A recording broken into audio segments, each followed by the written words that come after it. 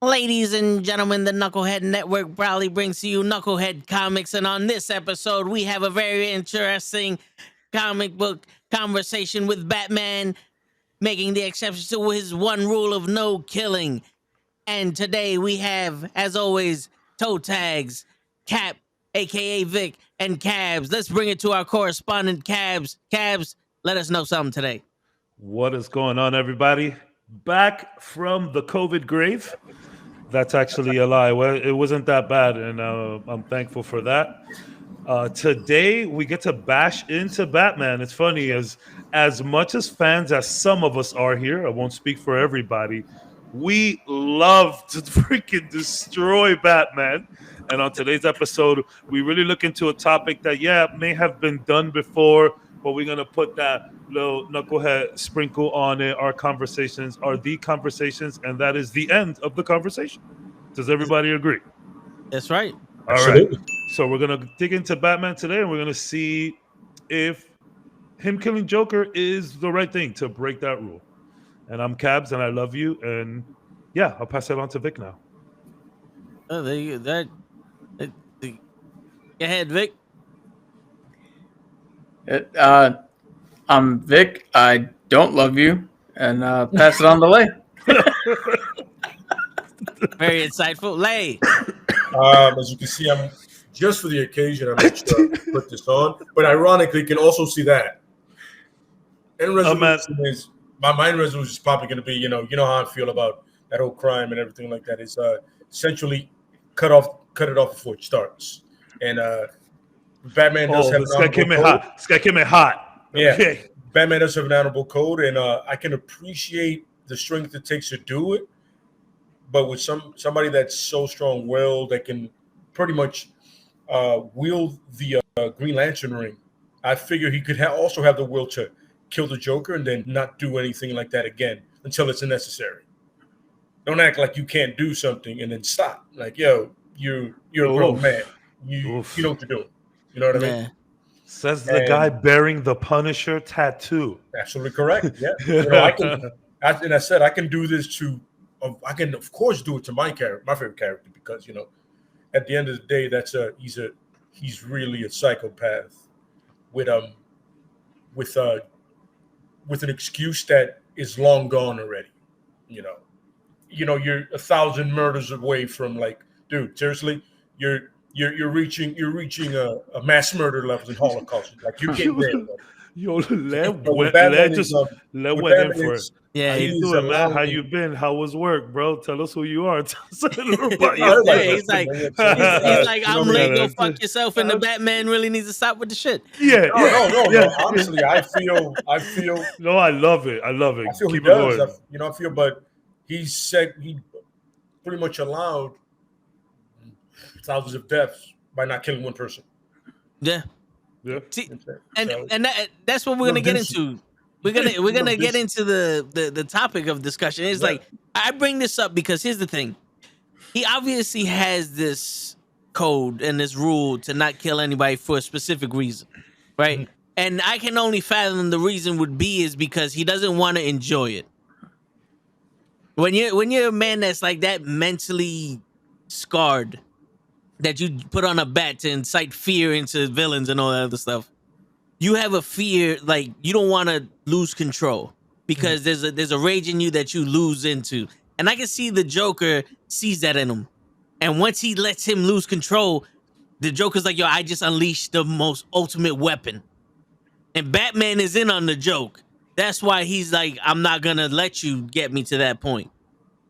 Mm-hmm. So my thing is, like you said earlier, like, why isn't this the exception where it's like, yo, I have to kill you? There's no enjoyment here. Yep, absolutely. And I'll let y'all take it away on that one. Yeah, I completely agree. I feel you're enabling him. That's what you're doing. You're enabling something like that. You know what I mean? It's like somebody has an addiction, and you're like, oh, I got you 20 for it. You're like, no, you shouldn't do that. Maybe you shouldn't do that. You know what I mean? Yeah. So, I mean, obviously, this is a question, like I said, it's been asked plenty times, and hey to everyone in chat. I just want everybody to know that this is how we feel about this topic. This is real. It's been talked about before, and I think we've all planned to come in here very serious today. I see nothing but mugs ready. I'm telling you, it's a bloodbath when Batman is the topic of discussion. It really is, but in a fun way. Don't get offended if you hear something that you don't like about Batman or any other heroes or villains that we bring up. We just shooting the shit here, trying to be a little critical about stuff, and that's the thing about Batman potentially killing the Joker. I think it goes more than the enjoyment, than him losing himself, or this being the first step out of many, or whatever the defense is for that. I think it goes a little beyond that too. Maybe again, I actually want to like take both routes here and see where I end up, at the end of this podcast, instead of just like maybe jumping into a decision. So I completely agree with you guys said, Toe and Le. But on the flip side of it, I think it's a little more because there's some ego in this too.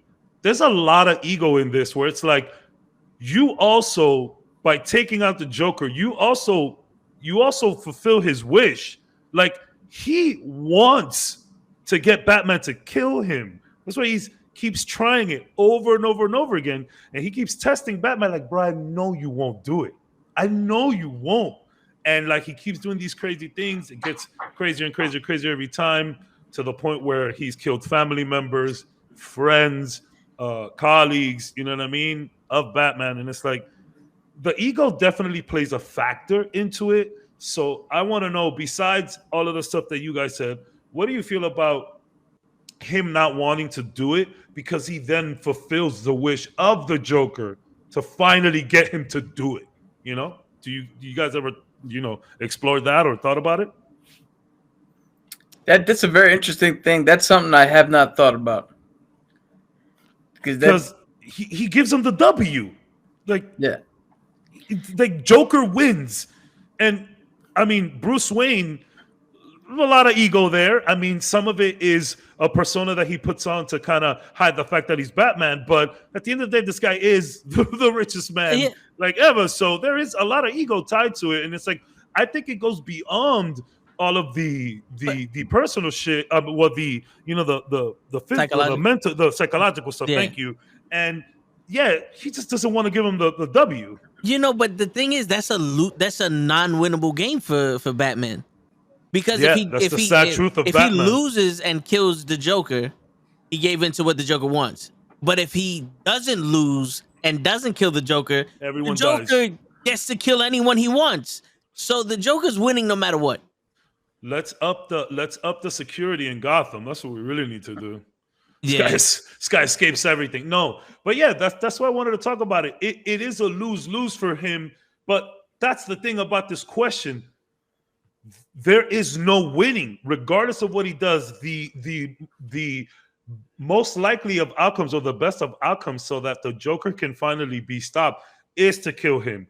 So the question then is that a win for Batman at all? There's no winning here. So I don't think you can just come up to the one answer, because either way, it's just messed up for Batman. He either breaks his rule, goes down a Red Hood type of path. Because I understand what you're saying, Le, like, where you're like, okay, yeah, you kill someone, it needs to be done, move on and keep it going.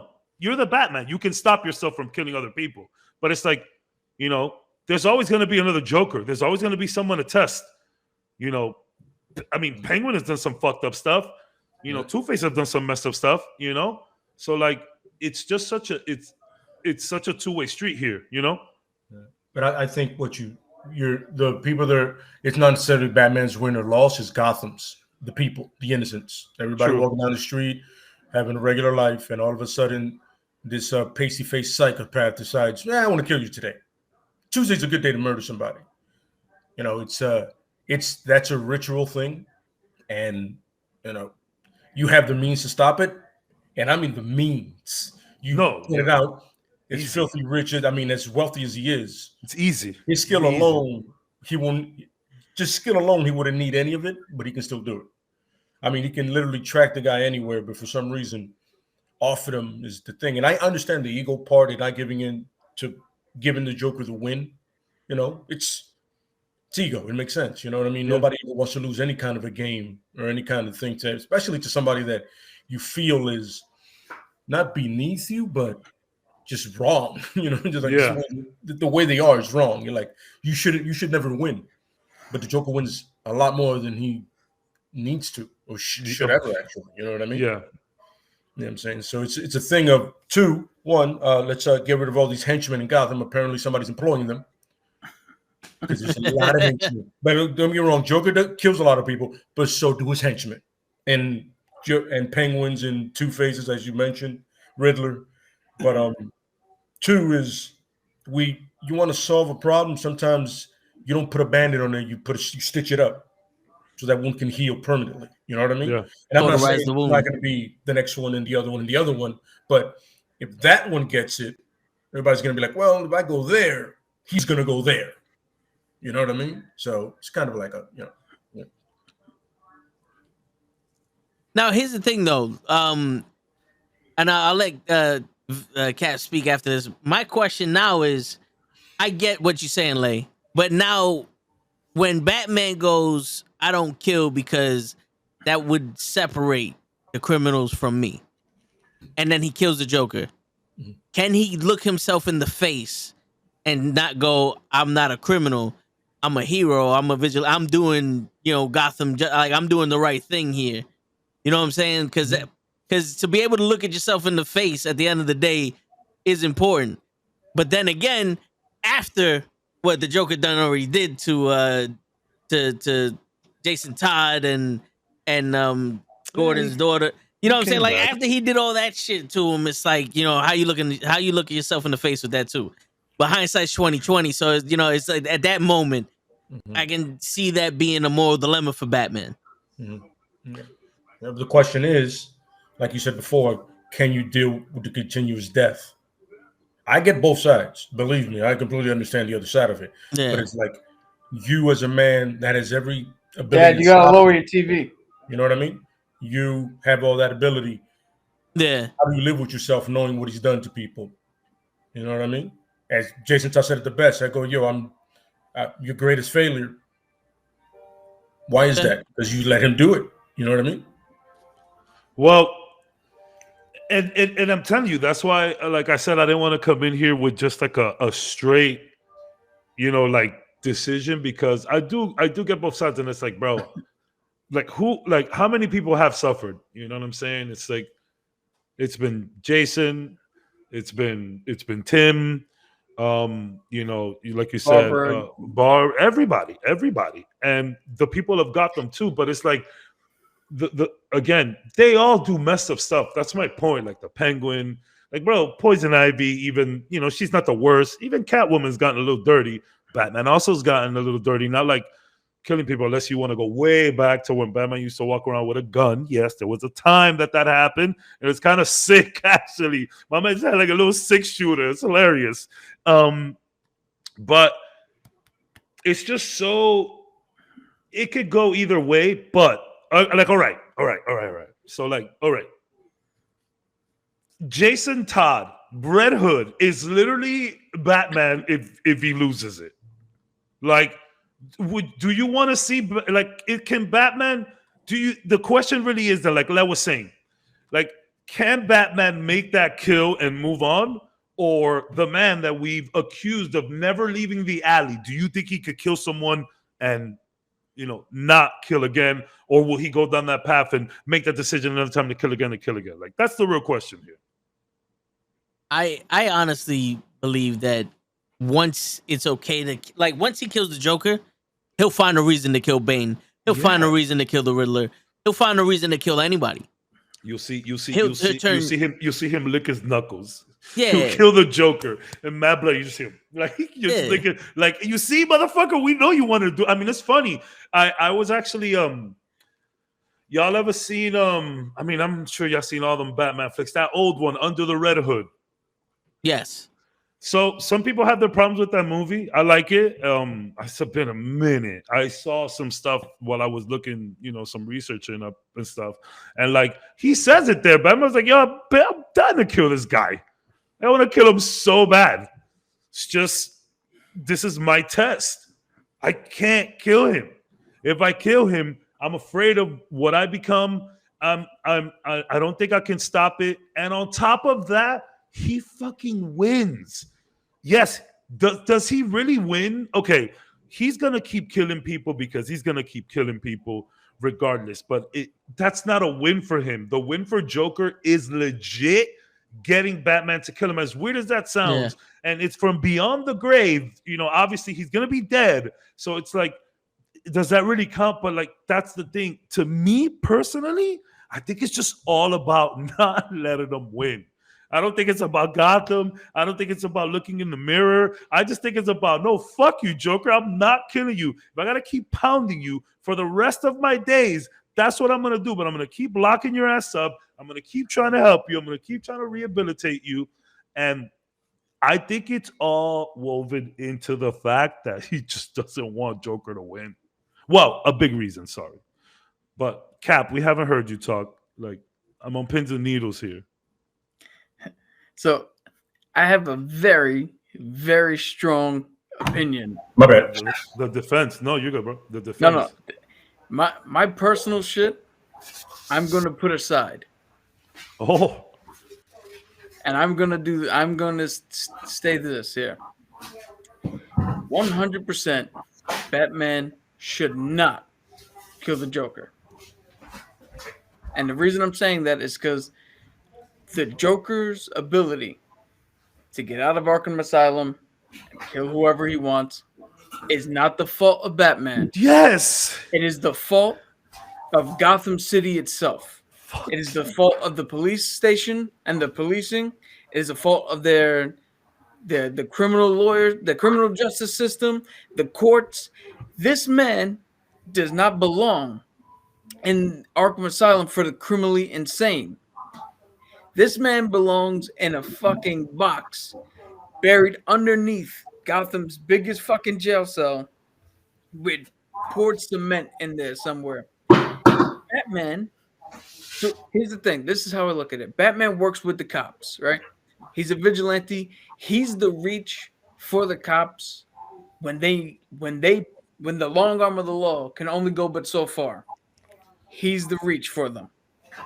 In the same way, we wouldn't want our cops to just come out here and indiscriminately murder people. We can't have Batman do that either. Yeah. But in real life, how our court system is sometimes fucked up and it doesn't work the way you think it should, and there's technicalities and all that shit. Gotham suffers from corruption. It suffers from all those same shit we do here in real life. Mm-hmm. And Batman is not the fucking problem. Batman cannot murder his way to save Gotham. Gotham's problem is the corruption that it has within its own system. And unless they get rid of that, unless he can figure a way to stop that, this shit is going to keep on happening.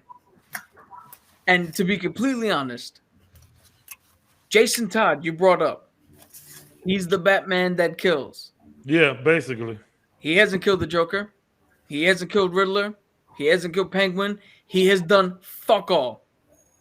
So how effective is it when we have somebody at the level of Batman, but who's willing to kill? As of right now, not effective at all. So, Preach. So right now, the question is a very good question, and it has been answered. And the way I'm coming at it is, Batman's not the problem. We need to look further into why Gotham City allows its citizens to die. I said we gotta up the security in Gotham. That's kind of what I meant. He said it better. Yeah. That's what I meant. Like, no, for real. It's true. Like, how many times is Batman going to hand feed Joker to Arkham. You know what I'm saying? And all these other people. I have a question for you, Cap. Who's more corrupt? Gotham City or the cops in the Marvel Netflix cinematic universe? Because every freaking cop in that show, besides the main characters, in all of those shows, they're terrible. Who do you think is worse? Yo, they're all so bad. People just walk in and out of jail, bro. It's nuts. I would say Gotham City. Only because it seems like Commissioner Gordon is the only one for real who's trying to do something good. Yeah, at least throughout the Marvel stuff, there's like some signs of decency. You can find one or two at least. It's literally just Gordon and his daughter, and she's not a cop. So, like I mentioned before, the number one problem. So here's the thing with the Joker, right? They keep saying, I'm assuming because they never really show a trial, right? But the reason you would go to Arkham is because he's criminally insane. He is not suited for a regular prison, right? Mm-hmm. But here's the thing. The Joker's not insane. The Joker has shown time and time again that not only does he refuse to change, he doesn't want to change. No, yeah. And there's nothing you can do to get him to change. Therefore, labeling him as criminally insane should no longer be an option. And he should not go in for psychiatric help because there's nothing you can do. There's a reason why Jeffrey Dahmer and Charles Manson went straight to life in fucking prison and not to what the fuck is the Bellevue. Yeah. And they're not sitting in a room with straitjackets and shit because they're beyond a certain level. And again, if you're just gonna you can't keep saying that he's criminally insane and then put him in a spot that's easily fucking escapable. And on top of that, it's filled with people that are easily manipulated, aka Harley Quinzel and all the other guards and all the other fucking practitioners in it. Like, when the fuck is nobody? I'm telling you right now, the only people who give a shit about the citizens of Gotham are the Bat family, however many they are now, Gordon, and the four of us talking right now. We're the only ones who give a shit about the citizens. This is very true. Very true. Mm-hmm. So would you say that Gotham needs the Joker more than they need Batman? No, Gotham needs an actual fucking system. No, well, a judicial system. This is why I would say that is because if you have someone who's Charlie Manson, uncorruptible, psychopathic, going out killing people, then at one point they need to come together and actually be police force, and the Gotham citizens need to be like, yo, we got to stop this motherfucker. So here's the thing. If there was no Batman, do you think that Gotham would have been like, nah, no. Priority number one? No, because here's the thing. From what I've read and all this shit, the corruption that runs within the high elites of Gotham, the courts, the politicians, the cops, the people in charge, the money men in charge, they keep the citizens so far down. Like, you see the difference between where Wayne Manor is and Wayne Tower compared to the slums. The slum, yeah. The people in the slums are never going to fight because what's the point? The only thing you can do, here's the problem, right? The cops are so corrupt. If the Joker showed up, like, let's say we all lived in Gotham, right? And we're just hanging out on the stoop somewhere, and the Joker shows up, and the four of us are like, yo, fuck this. We're tired of this. And we catch him, and we just murk him in the street. Well, guess what? Cops show up. We just killed somebody. We go to jail. What? Because Falcone or the other fucking dude, Black Mask, somebody needed the Joker to do something. We fucked up their plans. Now we got to go. So what the fuck is the point of fighting? As long as he's not killing one of us, this is what I'm thinking the people of Gotham are thinking. As long as he doesn't kill one of us, we get to just keep on going on. Mm-hmm. Hey, gotta sorry to interrupt. We got a few people in the house. What's up, everybody? Yep. Love the comments. Oh yeah, Steve. Yeah, I was Yeah, gonna bring you up go. Steve. No, yeah, go. I was gonna Steve's tell you to legit just read. Go ahead. Yeah. All right. So Steve Lamo from Twitch, he goes, Batman breaks his one rule when Joker bombs Gotham. He gets so pissed that he decides to go to Barry Allen and tell him to go back in time. When Barry says no, Bruce knocks out Barry, forces himself into the Speed Force. Once Batman becomes super fast and then kills all the Batman, goes back in time and kills all of Batman's villains. Yo, has that ever happened before? So that's a one-off, multiversal, like legit, yeah. Like one. I think it was 2 books.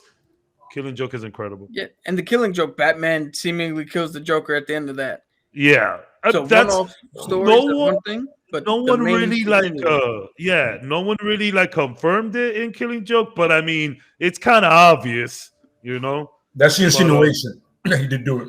It's funny that you were saying, Cap, about him not wanting to be rehabilitated at all, and the Killing Joke. He legit. I know people have their issues with Killing Joke, but I think the last 5 minutes of that movie, when it's just Batman and Joker, like it's insane.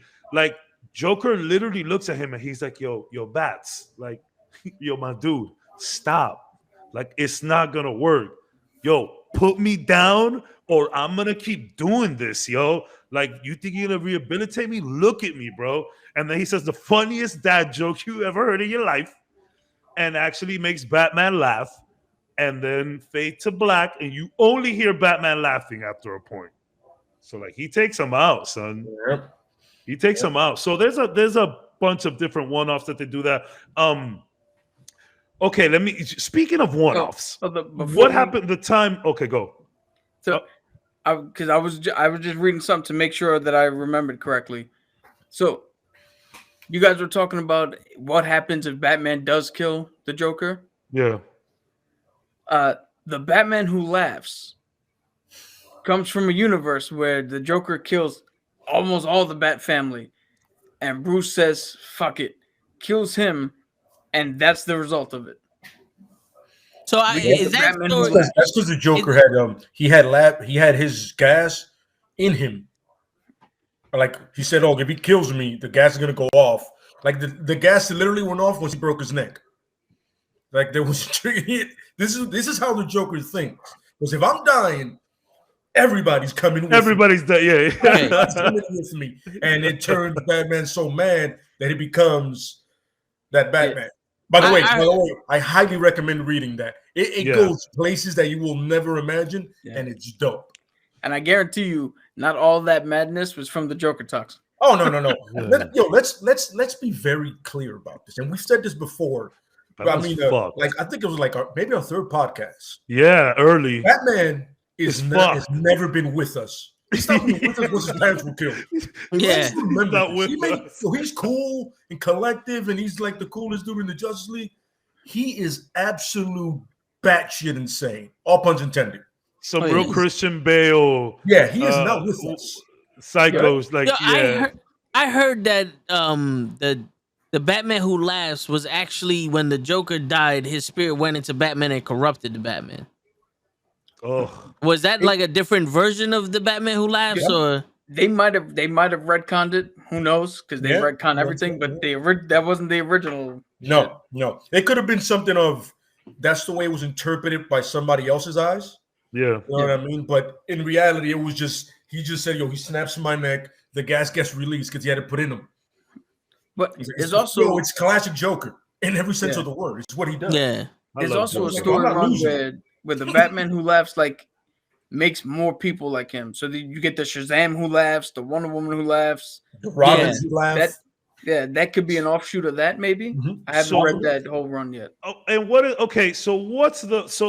the one? Damn, is like all of these Batman comics and cartoons kind of blend into each other so well. So what's the one where Joker he like mind controls Tim Drake, and Tim Drake thinks that he's the Joker's son, and then that's Tim Drake's Beyond. That's that Batman Beyond one where he kind of implants him with something, and then after a while it goes off. Yeah, he snapped, but then like Drake shoots him.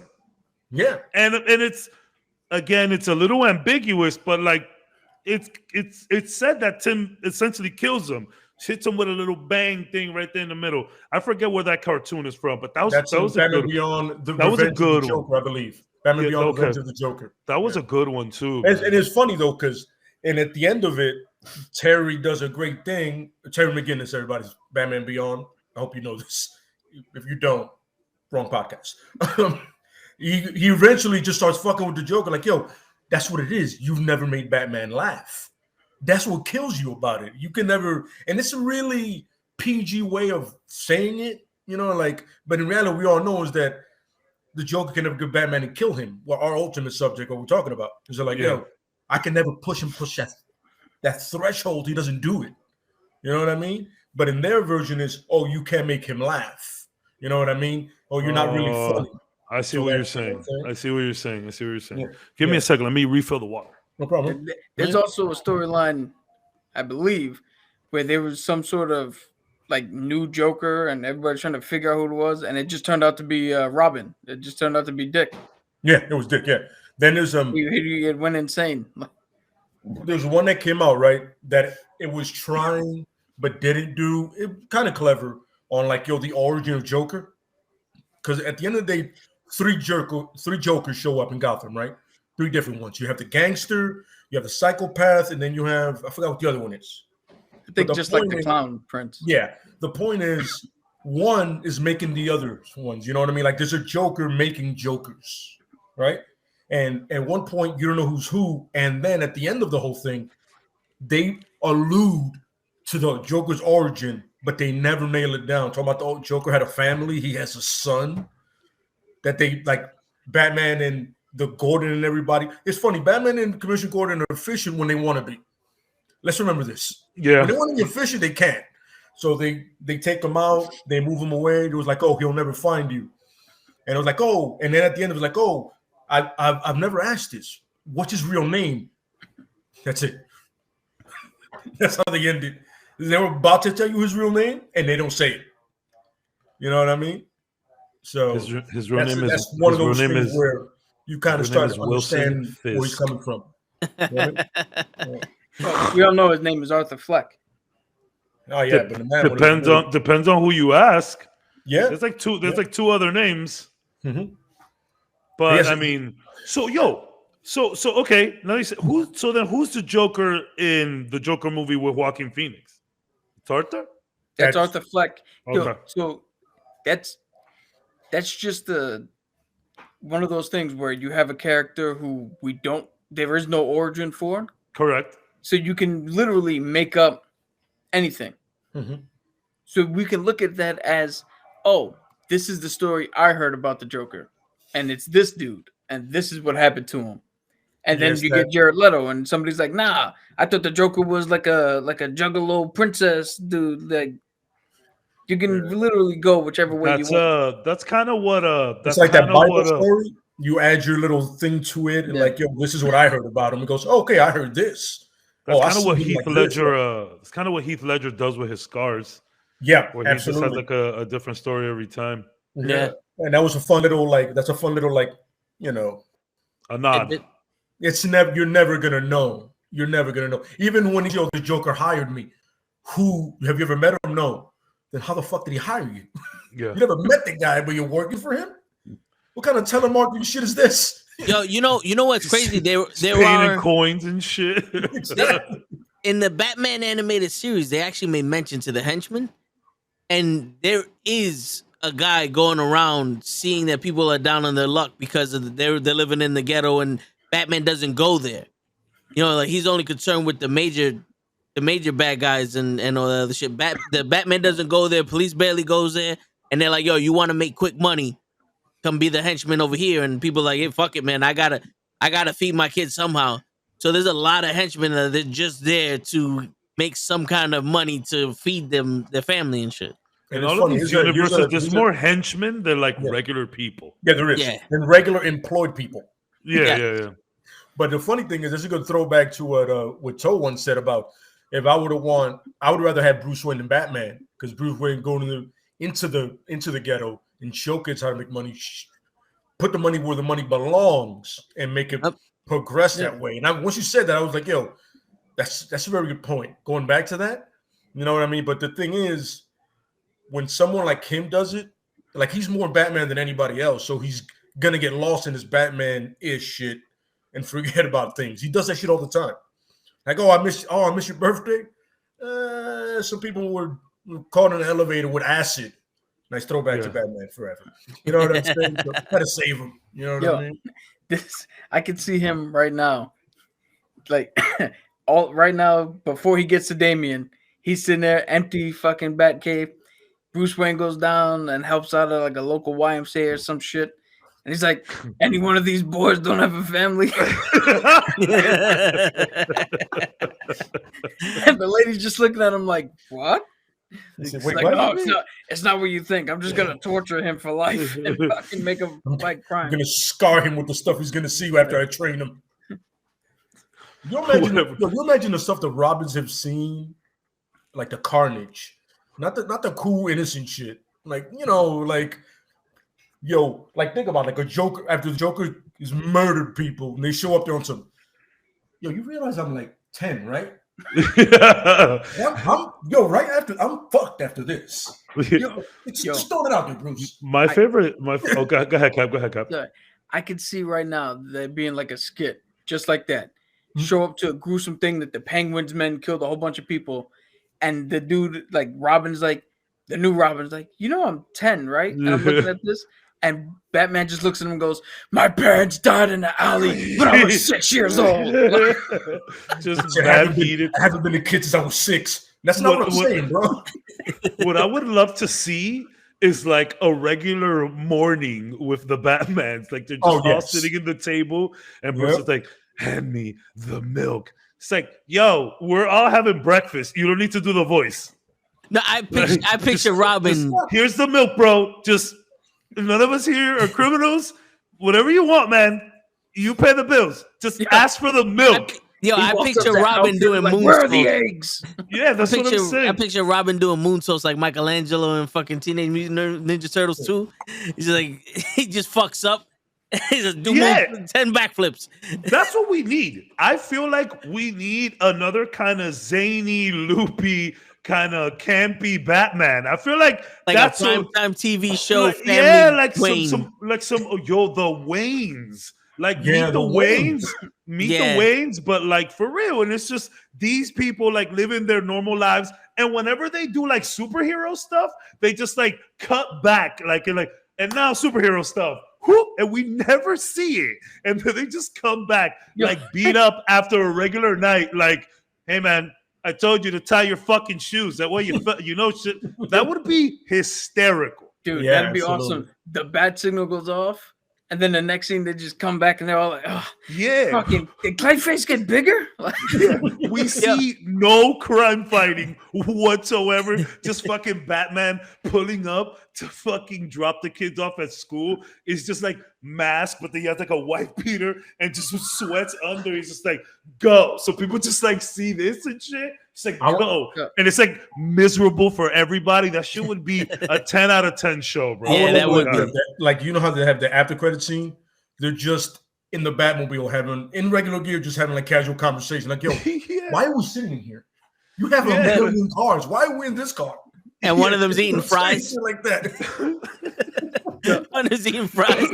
Damien is like a Wednesday ad. Something great, folks. Not for real. For real? HBO Max. You're welcome. How can we pitch? How can we pitch something like that? Is actually really funny. So you can do it on you see the way they got the Harley Quinn cartoon, just like that. Yeah, same animation, same world. It's Teen Titans, but without crime fighting. And just like them chilling at home.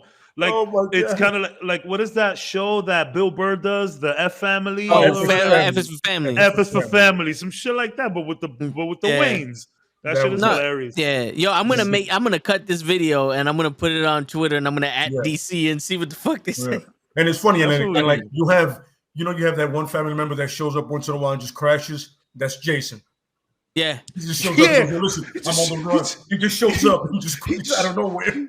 He's like fucking giving the kids like pot and shit. He's like fucking flipping guns around and stuff. Goes, like here, take this brass knuckle. Just I would. Yeah, like Damien die. dealing with a bully. He goes, "Yo, you know how good I am with martial arts. Right? I've been trained by the League of Assassins. Yeah, but these brass knuckles, you don't have to do none of that. Pop them once, solved. Yo, You're like, we can have a scene. What? We can have a scene where Catwoman is there, and Damien just looks at her and goes, "You're not my real mom," and she walks off. And she's like, she just hisses at him. How good would that be? It writes itself, man. It writes itself. Fucking Batman playing catch with the kids and shit. Oh my! He goes, like obviously we batarangs. Yeah, goes, the way you broke his neck that day was great. Broke that collarbone. Would it be? The guy was just trying to pay for his family's dental plan, and we hurt him bad. He can't walk now. Would it be live action or drawn?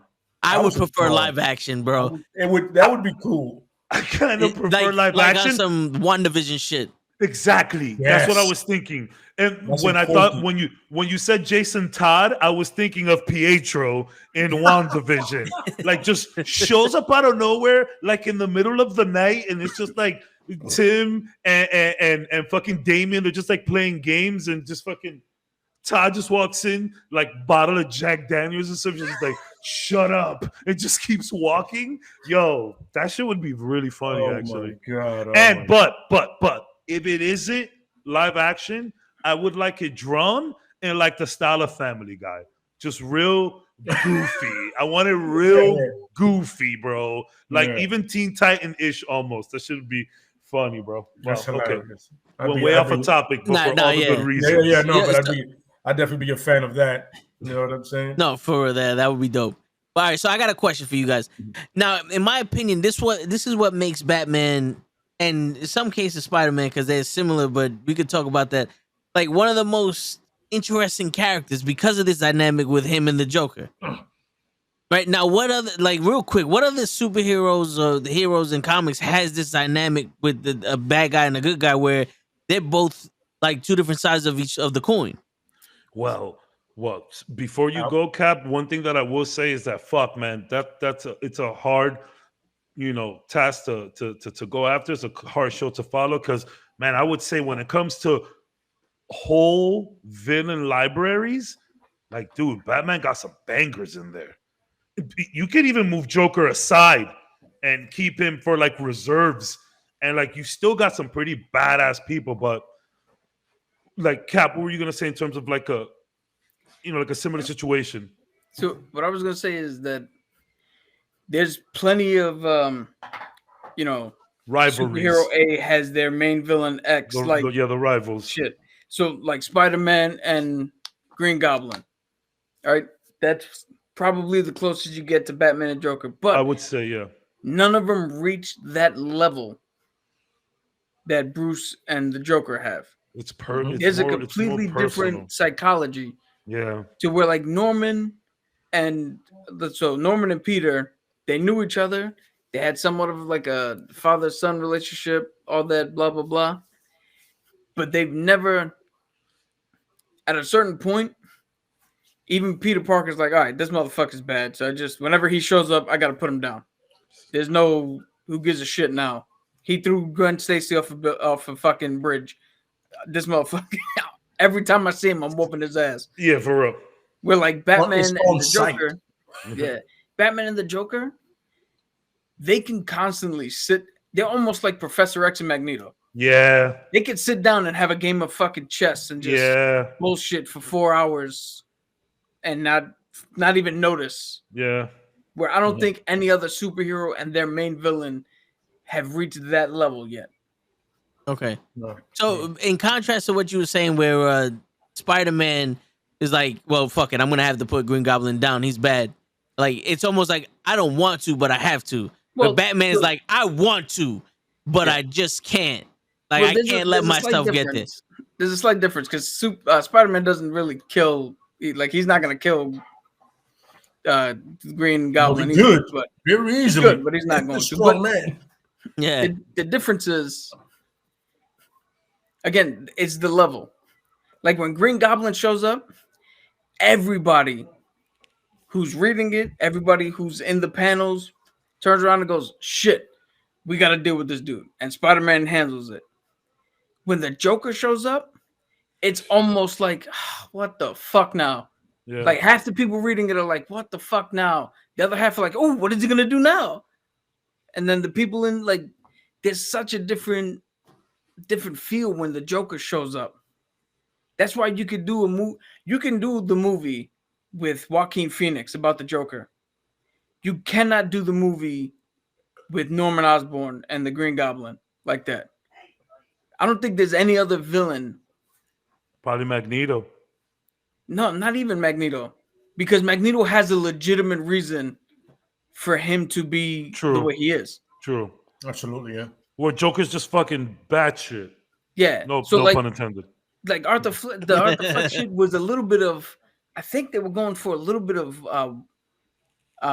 One Bad Day or something like that. Yeah, just a absolutely. series of events. Absolutely push correct. him into That's what they were going for. Yep. You know, one of Joker's favorite quotes. You know what I mean? Yeah. You know, it takes one day to turn a very perfectly sane man absolutely insane. Like just he loses it. You know what I mean? Here's the perfect thing. It's the movie Falling Down with there you go. Michael There Douglas. it is, Yeah. Right. Yep. You could take Michael Douglas's character and make that movie. You can't take any other character from any other movie and put them in there. Absolutely. Like you can't take Leo from The Wolf of Wall Street, that character, and put him in there because it doesn't work. Yeah, it won't correlate at all. Can I tell you guys about my falling down moment when I was like this close to losing it over the dumbest thing, and I kind of for 1 second put myself in the mind of someone who can lose it like that. So without going into too much detail, it was just a shitty day, right? It was a shitty day with shitty news. I think I had lost some money as well. Not too much, but you know, I was like 20, 21. So, you know, I lost like $75 at the time. Shit kind of hurts, bro, you know? And I got some bad news. I got into it with my mom. It was just a shitty day. So then I had to, on top of everything, had to take a mission downtown somewhere to do some other stupid shit that pissed me off. And I remember getting on the train, coming back uptown. I took the 1, and I'm like, I remember I think when the train comes out to the street in Harlem, I remember just looking outside like, yo, what the hell happened today? Like, look, we're going to go home. We're going to chill. We're going to have a little do-over. You know what I'm saying? So when I got off on the train station, I got off on 157 and Broadway. Right down 157 and Broadway. I don't know if it's still there. Is that McDonald's? It was right there? No, they right moved that. Well, yeah. I haven't I know, been to New York, but I don't know what you're talking about, brother. I got you. So yeah, so that McDonald's, I go into that McDonald's. Now that McDonald's, I had gone into that McDonald's my whole life at that point. How many times have we didn't gone in there to eat, right? Literally, our childhood. So they were notorious for stale McChickens. I'm telling you, notorious for that. I don't know if anybody else noticed, but these guys always had nasty stale McChickens. So I go in there, you know, I got like $5 on me. I'm like, yo, McChickens never fail. I go in there. There's a sweet girl in the front, super nice. And I go, hey, I had 2 McChickens, French fries, Frosty, sundae, and a drink. I think I made it happen for like $6 total. So I go, hey, listen, I don't mean to be a dick. I really don't. I'm sorry. But like sometimes the McChickens come real stale here. Can you make sure that they like cook it up real well for me, please? I remember I did one of these, please. And she goes, yeah, I got you. So I grab my bag. I go, you know, in Broadway, the middle of the street, they have the medians. So I go to the medians to eat my food there before I get home because I knew I was going to get home to some bullshit with my mom or whatever. So I sit down, I lay everything out nice. I take a little bit of the fry. I dip a fry into the freaking into the Frosty, it's just, yeah, magic is happening right now on 157 and Broadway. I grab the McChicken. I take a bite of the McChicken. It's fucking stale. Dog. So the median is, you know, in the middle of the street. I'm sitting here looking this way. The McDonald's is right there. I said, and I just looked in the direction of the McDonald's for like 2 minutes. And yo, I was this close. I'm telling you, I got up, wrapped everything, put it in the bag, and I was this close to walking in there and just taking the bag and fucking hurling it at homegirl. I don't give a fuck what happened. I wouldn't give a son. I was so, and then it hit me right there. I was like, yo, this is how motherfuckers snap. It's like, yo, this is it right here. I am so close to just risking it all for a fucking McChicken. For a McChicken. So I turned around. I ate my food on the way home. And I just went upstairs and faced the music with moms. And yes, son, I'm not going to lie. I really wanted to go into that McDonald's and just throw that bitch bro, the one thing I asked, the one thing I can control in the day, and I couldn't even get that. Sorry for the long story, but bro. Yep. I was completely working with that. That shit. Oh my God. I almost snapped today on the way to work. You can ask Cap. Enlighten, please. Yo, so I wake up, I take a shower. I leave a little late today, right? So I put the GPS on just to let me know what time I'm gonna get to work, and sometimes it gives the faster route, whatever the fuck. So I'm driving, and like 5 minutes into the route, it goes, you want to save 8 minutes? Go this way. Oh. It says I'm gonna be 8 minutes late. This works out. So I switch. I say, okay, let's go your 8 minute faster route. Let's do this. So we're going, and it says, you're gonna be there at 7, and I'm going, and I'm still driving, and it still says it's gonna be there at 7, and we get off Amsterdam, that exit. Yeah. And now 181 is blocked. Only buses could go down there, so you got to make the left down on Amsterdam. So we're waiting, and that whole it's 6:55. That whole you're gonna be there at 7 instantly turned into you're gonna be there at 7:12. It's looking real 7:30ish right now. Yeah, instantly. It was like there was no 7:05, 7:08. No, it was fuck you 7:12. He didn't even give you the 8 right back, bro. Yeah. It just damn. Yeah, so I'm sitting there and I'm like, yo, I love how this GPS can account for fucking traffic. But I was like, a fucking ambulance got in front of me, and I'm telling Cap, I said, yo, if I had powers, I would squish that fucking ambulance into a 1 inch by 1 inch cube and turn that son of a bitch into a Rubik's cube, and that motherfucker will still be alive because I don't kill people. I will still be alive in that fucking thing, and I'll give it to a child to try to fix the fucking. Shout out to Batman. We don't kill people. Yeah, we don't throw chicken sandwiches at people, bro. We think about it, but we don't do it. That's the difference. So I'm gonna tell you a slightly different story and why. If I had powers, I would instantly be a villain. And Toe knows this story. For about 3 years, I had this man, and I'm not gonna say his name on the podcast, but I had this family member who is a drug addict, an alcoholic, or just shitty fucking person. We all got him. He tortured me for 3 fucking years coming in to see his mom. We constantly had to kick him out, constantly call the cops, all this shit. So I had my fucking falling down moment. And where I was there. Yeah, and where Cabs thought about it and did the bigger man thing, and where Toe Tags just thought about it, but ultimately just drove to work. My relief comes in and lets the motherfucker walk in behind him and just looks at me and goes, yo, Vic, you deal with it. And I went, no problem. I walked right up and was like, yo, you got to get the fuck out. He didn't. I grabbed his ass. I threw him to the ground in between our 2 front doors, took off my tie, and physically dragged him on the fucking concrete outside of the building. Because I did not give a fuck if I was going to get fired. I didn't give a fuck who saw me.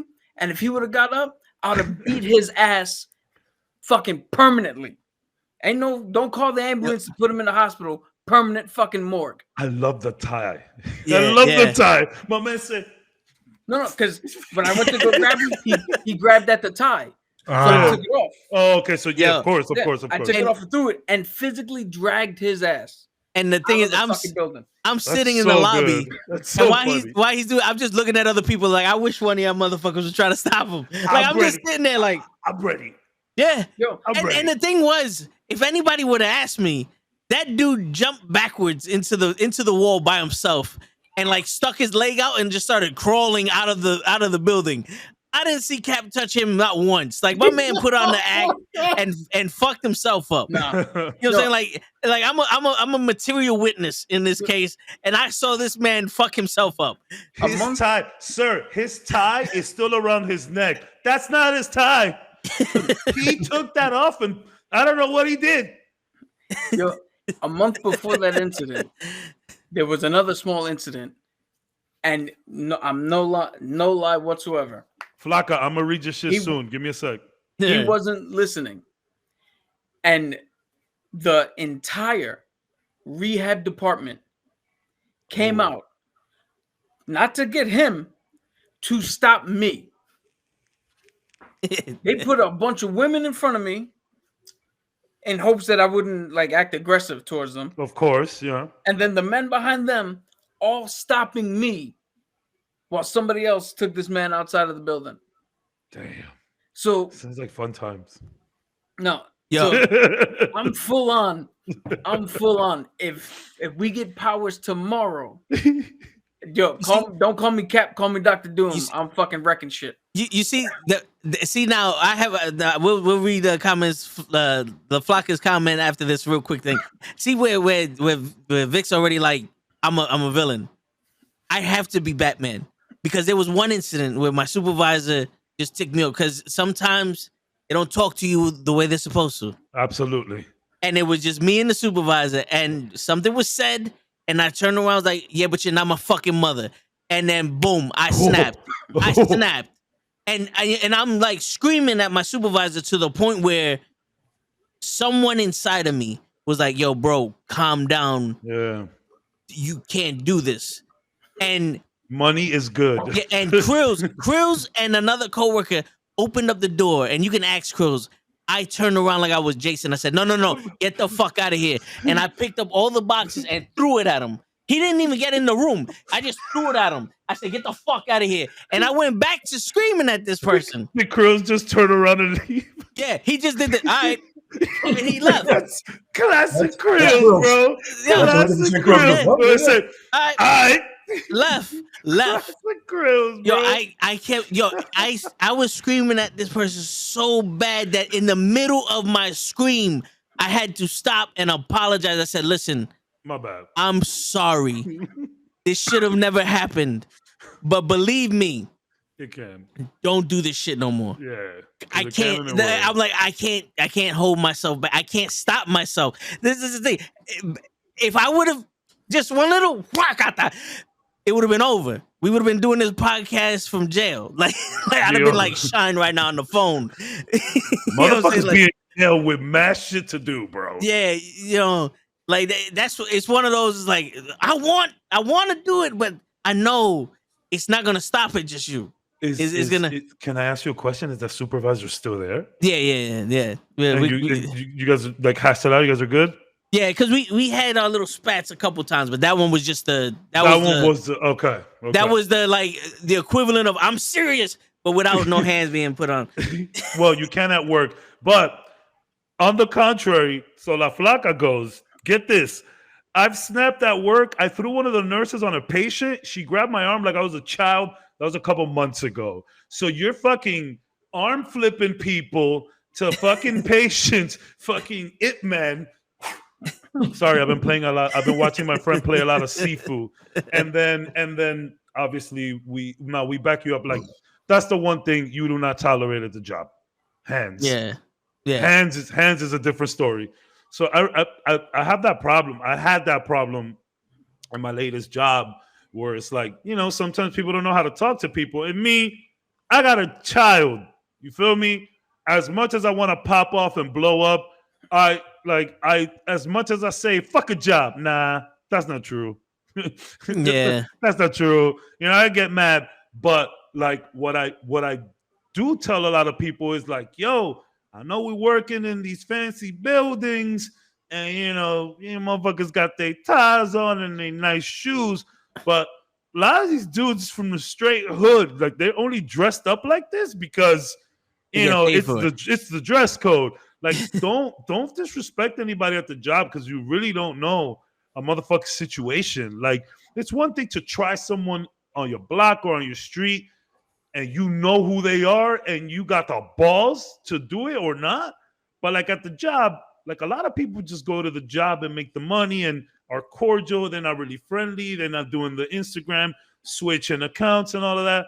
Sometimes you don't know, motherfucker. A motherfucker will be like, fuck a job. So there was this one guy, and we'll go back to Batman, I promise. But no, this all relates. Yeah, it all relates. It really does. One bad day. So I've been in sales for as long as I could fucking remember, bro. Like it really has. And one of my early sales jobs, well, I was already a quality assurance manager, so we would stay very late listening to everybody's calls. I worked in a DirecTV center, right? It was a call center.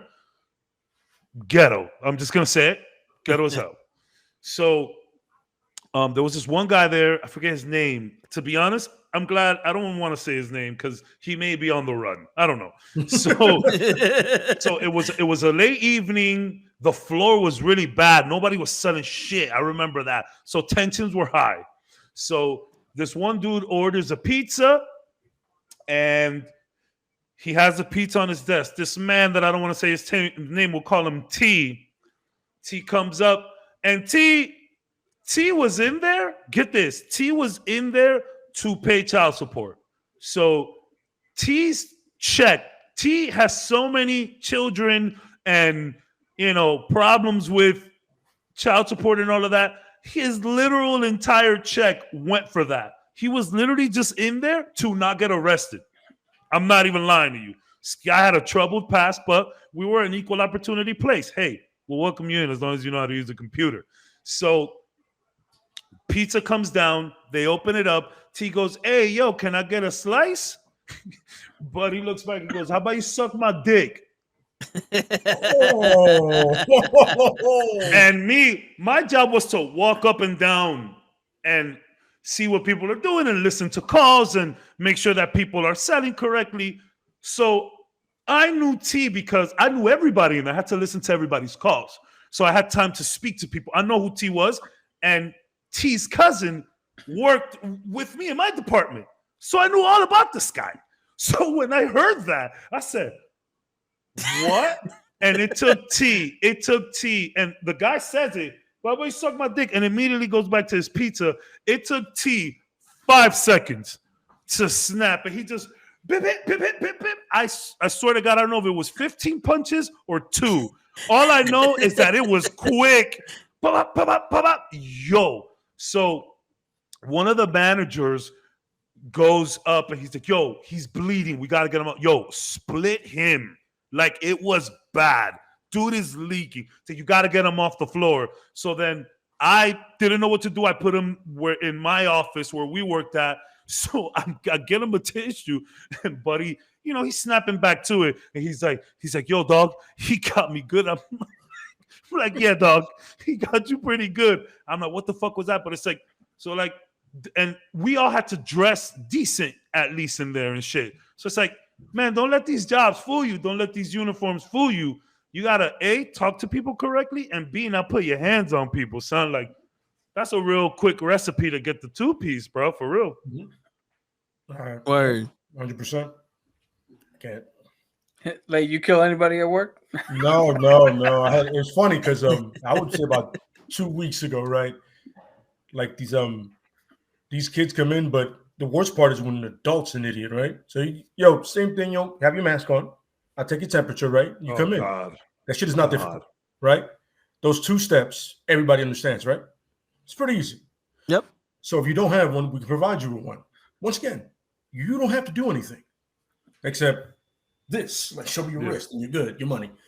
So, and the dude looked like he was already lit. So I was like, yo, here you go. And then he sees, like, my man, I can't let you in. You're under the influence. You got kids in here. And then he like puts his foot between the door. I'm gonna close it, and I was like, "Oh boy, it's gonna be today." Yeah. Like I looked through him, And I was like, it's going to be today. Today's the day. You know what I'm saying? So I go, boss, please move your foot or I'm going to break it. I just honest, I'm going to break your foot with this door.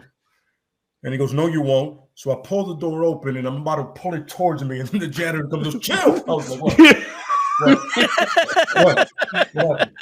He goes, you got to smash your man's foot. I was like, that's the point. I told him I was going to do it. There's no mistake to be made here. Okay? We acknowledge each other and knew what was going to happen. He probably had Tim's on. He'd be all right. And they were like, yo, hold up, man. I know this dude, you know what I'm saying, from the neighborhood. That has nothing to do with me. You know what I'm saying? He goes, let me talk to him. I go, knock yourself out. I close the door. He comes back in. He goes, yo, he was drunk. I go, none of that is my problem. Yeah. I explained to him, look, you're in. I can't let you in. Then he blocked the door with his foot. So how do you get rid of that problem? You break the foot. Yeah, there you go. You close the door. You close the door. Yeah, it's a long day. I don't need this right now. And I'm like, look, I'm telling you, at that point, I'm looking right through him. I'm going, today's the day. I am not only going to lose my job, I'm going to go to jail. All in one door slam. You know what I'm saying? But luckily, he stopped me, and then I was like, you know what? You're right. So it wasn't worth it. But I was just like, yo, dude, why is it when everything is going downhill, there's that one motherfucker that's literally trying to do this to you? When everything is going, listen, when everything is going downhill, there's that stale McChicken right at the end, bro. They're really, son. There's that guy for cab. There's the supervisor. There's always just like, and you're gonna get the full blunt of it. Yep. It's not you. It's the moment. I was so ready to go into that McDonald's and like I was gonna and everybody was gonna get it. I wasn't like I didn't plan to physically touch anybody, but I was gonna do like soda slams and you know what I'm saying. I was gonna do that. Like I thought about it, but I was like, no, this isn't a good idea. But it was just one of those days. Just like I guess you. Like, here's how we tie this. Here's how we tie this back around. All right. Batman breaks foot all the time. Much like the Joker, right? And the criminal justice system failing. Cabs knew that they make stale McChickens and ordered it anyway. I asked. I said, I gave her the please. Yeah, please. I gave her the please with the prayer hands. Like, yo. Like, it's funny too? It's so funny you mentioned that, Cap, because I actually thought so. My house was right there on 164th Street and for Wash. I could take the 1 train to 168, but God knows I'm not getting on that damn elevator. I'm not doing it. It's hot as hell down there. It really is hell. I'm not doing it. So I would rather just come out on 157 and just round about Fort Wash and get to my crib. So I was actually thinking of going to the McDonald's on 171st because I know it's way too far. Get out of here. And I don't know why I didn't go to Wendy's. Maybe Wendy's was the move. But I took my chance on the McDonald's and I failed. I knew it would happen and I failed. But I asked, man. I asked. Like, I feel like, look, I understand the notion of like taking your job too serious. I get that. But like you make people's food. I understand that you just flipping fries and shit. And I get it that may seem like a low level type of job. And maybe it is. But like you put in the work and people compliment you and like the regular people from that neighborhood start noticing you, bro. You could bump it up to supervisor. You could bump it up to manager, bro. I know managers that stick around at McDonald's for a long time because they actually make a decent check. Like it's not terrible. You feel me? So like, yeah. If you were having that day though, it was pretty late. It was like 9. So McDonald's was on the way to being closed. I guess it was pretty late. So I'll give her that. So maybe you had a day, but like. If I had a day, okay, perfect example.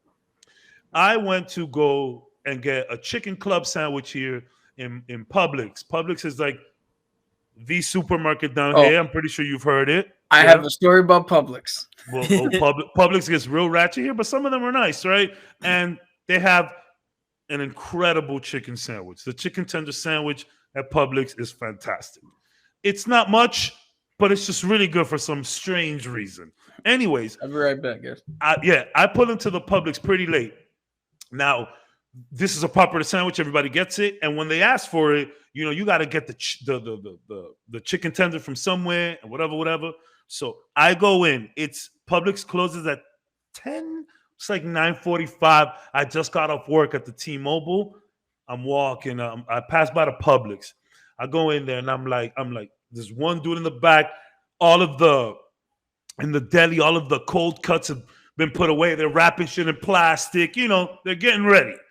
So I come in and I'm like, yo, if you tell me to fuck off, I'll fuck off.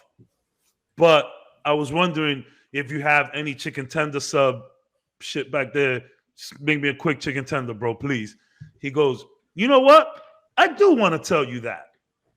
But because you said that, I got you, bro. So you know what I'm saying? I gave her the please. You feel me? Like, I was polite about it. You're not the one making them. You're at the register. I'm not saying it was you. I was nice. So even though I tried, I still failed.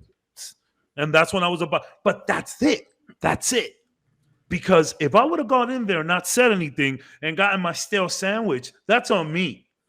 But I actually said something to her. And I still got the stale. Like, did she not care? Did she not pass the order? So many questions. And it's just so easy. Do you understand? Like that story has stayed with me for quite some time. And imagine the branching effect that would have happened on my life had that bitch gave me fresh McChickens. Word. I could have been a whole different person right now. You could have. Yeah. The multiverse, bro. That's real. Because I'm not kidding. That one moment has stayed with me forever, but it stayed with me more of a positive reason because that was one moment where I was really going to lose my shit. And I didn't need to. And I didn't do it. And I'm glad I did it. I tell you right now, they pruned the lady who cooked the McChicken. Yo, something happened. Yeah. Something happened to that girl, bro, for real. She messed up the timeline, Cav. You right. She said, yo, get her out of here. Oh, man, that's funny. Fucking bitch. Yo, I have a question for you guys. Sure. And I know this might be a little bit too much of a stretch because I know at the end of the day, he's a fucking character and they're writing him because they want to sell more comics. And Of blah, course. blah, blah. Of course. But with all the real world psychological issues that the Joker has with his obsessive nature and all the other weird mental shit that psychologists would probably go bonkers over trying to analyze. At the end of the day, with the fact that he really doesn't care about Harley Quinn, doesn't care about possessions, and is always trying to antagonize Batman,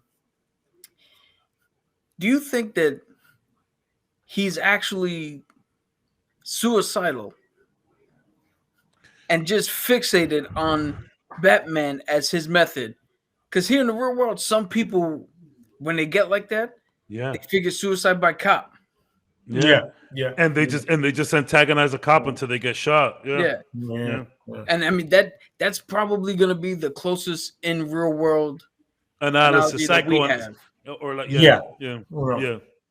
So like, man, that's actually very interesting, and I mean, shit, that's actually something that I can legit buy into and begin to consider, because that's what I've been saying this whole time, that's the MO behind the Joker.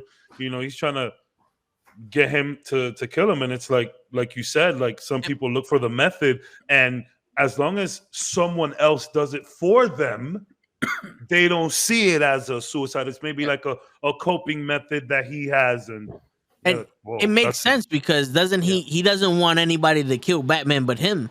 He doesn't want anyone to kill him but Batman. So it's like if somebody tried to kill Batman, the Joker would stop that shit. Like, no, I killed the Batman. I got him. I get him. You can play with him, but I killed the Batman. As opposed to, like, he's not gonna go nowhere until he fucking kills me. Because he killed Jason Todd. He killed Barbara Gordon. Now I understand Batman is the fucking the doctor when it comes to fighting and all other shit. Yeah. But if my man can kill so many of your proteges and so many people that are high level skilled, just like you are, you're telling me there wasn't one time where he could have killed you and just said, no, I want him to kill me. I don't give a shit about anyone else. I'll kill your family. I'll kill everybody. I'll kill all the women and children for all the peace in the world for you to kill me. You know what I'm saying? Like, I'll kill whoever I need to for you to kill me, but I'm not going to kill you. Even though I can, I'm not going to do it. I need you to kill me. Yo, that's what bring me to maybe he is truly suicidal, because he goes so far out of his way to protect his method. Yeah. Because if that's really the end game, is to get that, like, why? I understand that the biggest joke on the world would be to push Batman too far, and then the joke's on Batman because everybody would look at him differently and blah blah blah blah blah. But at the end of the day, I don't see the Joker pulling a thing where Batman gets pushed too far and kills the Joker, but it's not him. It's a setup, and the Joker's sitting there laughing, and now Batman's in Belle Reve, and the Joker's sitting out there laughing at him, and then he goes to visit him on the other side of the glass, and I don't actually see the Joker doing that. I see the Joker actually being the one he kills. So, and also, it's like I think he does want to draw it out. One of the best lines in any kind of Batman media for me is when in The Dark Knight, when Joker tells Batman, he's like, "Yo, don't you think we're like destined to do this forever?" It's one of my favorite lines. I know he doesn't say it exactly like that, but something that I thought of, right?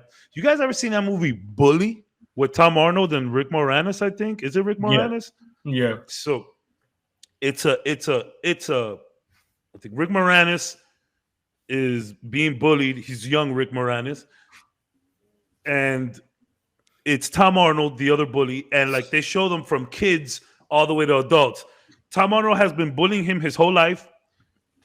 Rick Moranis like snitches on him or something, sends Tom Arnold to jail, and they come back, they're adults or whatever. Rick Moranis, I think it's Rick Moranis. Can you please fact check that for me? It's called Bully. I'm gonna look at it right now. It is Rick Moranis. It is, right? Okay. Yep. So Tom Arnold comes back. Rick Moranis is working in a school. Tom Arnold starts working in this school and begins to bully Rick Moranis all over again. So at the end of the movie, the big climax, Yep. yeah, Tom Arnold's character tells Rick Moranis, he's like, yo, you know, this isn't really bullying. Like, I thought we were always friends. What's wrong with you? And Rick Moranis goes to him. He's like, a friend isn't supposed to hurt you. A friend's supposed to make you feel good. A friend's supposed to make you laugh. A friend's supposed to make you feel great about himself. And then Tom Arnold tells him, well, you're the best friend I've ever had. So it's like bullying this kid kind of made him feel better, you know, about himself. So so that's what I was kind of thinking about the whole suicidal thing and the fact that Joker, you know, pushes us out so long that it's like, yeah, Batman makes him feel good. Maybe the fact that he won't kill him, maybe it's a situation where he kind of likes the fact that Batman isn't gonna do it. Like, yo, someone actually believes in me. Now, we all know that Joker's fucked and he might not ever think like this. We know that, but I think it's a funny thing to look at where it's like, yo, that Tom Cruise line. I think it's Tom Cruise. You complete me. Yeah, They do. They complete each other. So it's like, I think that's a fun thing to explore as well. So, going off of what you just said, you sparked an idea in my head. Maybe he's not trying to get the Batman to kill him. Maybe he's trying to get the Batman to not believe in him. Not, because why would you arrest him so many times and throw him in Arkham? You think he could be stop believing in me? Yeah. Like, stop. It's like, you're the only one in this planet that thinks I could be rehabilitated. Yeah. And I'm going to prove you I can't be. And it's just one of those things. It's like, I'm going to do everything I can to prove to you that I can't. And I'm going to make you stop believing this shit. It's such a beautifully toxic relationship. Yeah, it might not have anything to do with killing him and breaking that rule. It could just be, bro, I want to prove to you that you're wrong. And Batman's like, I'm never wrong.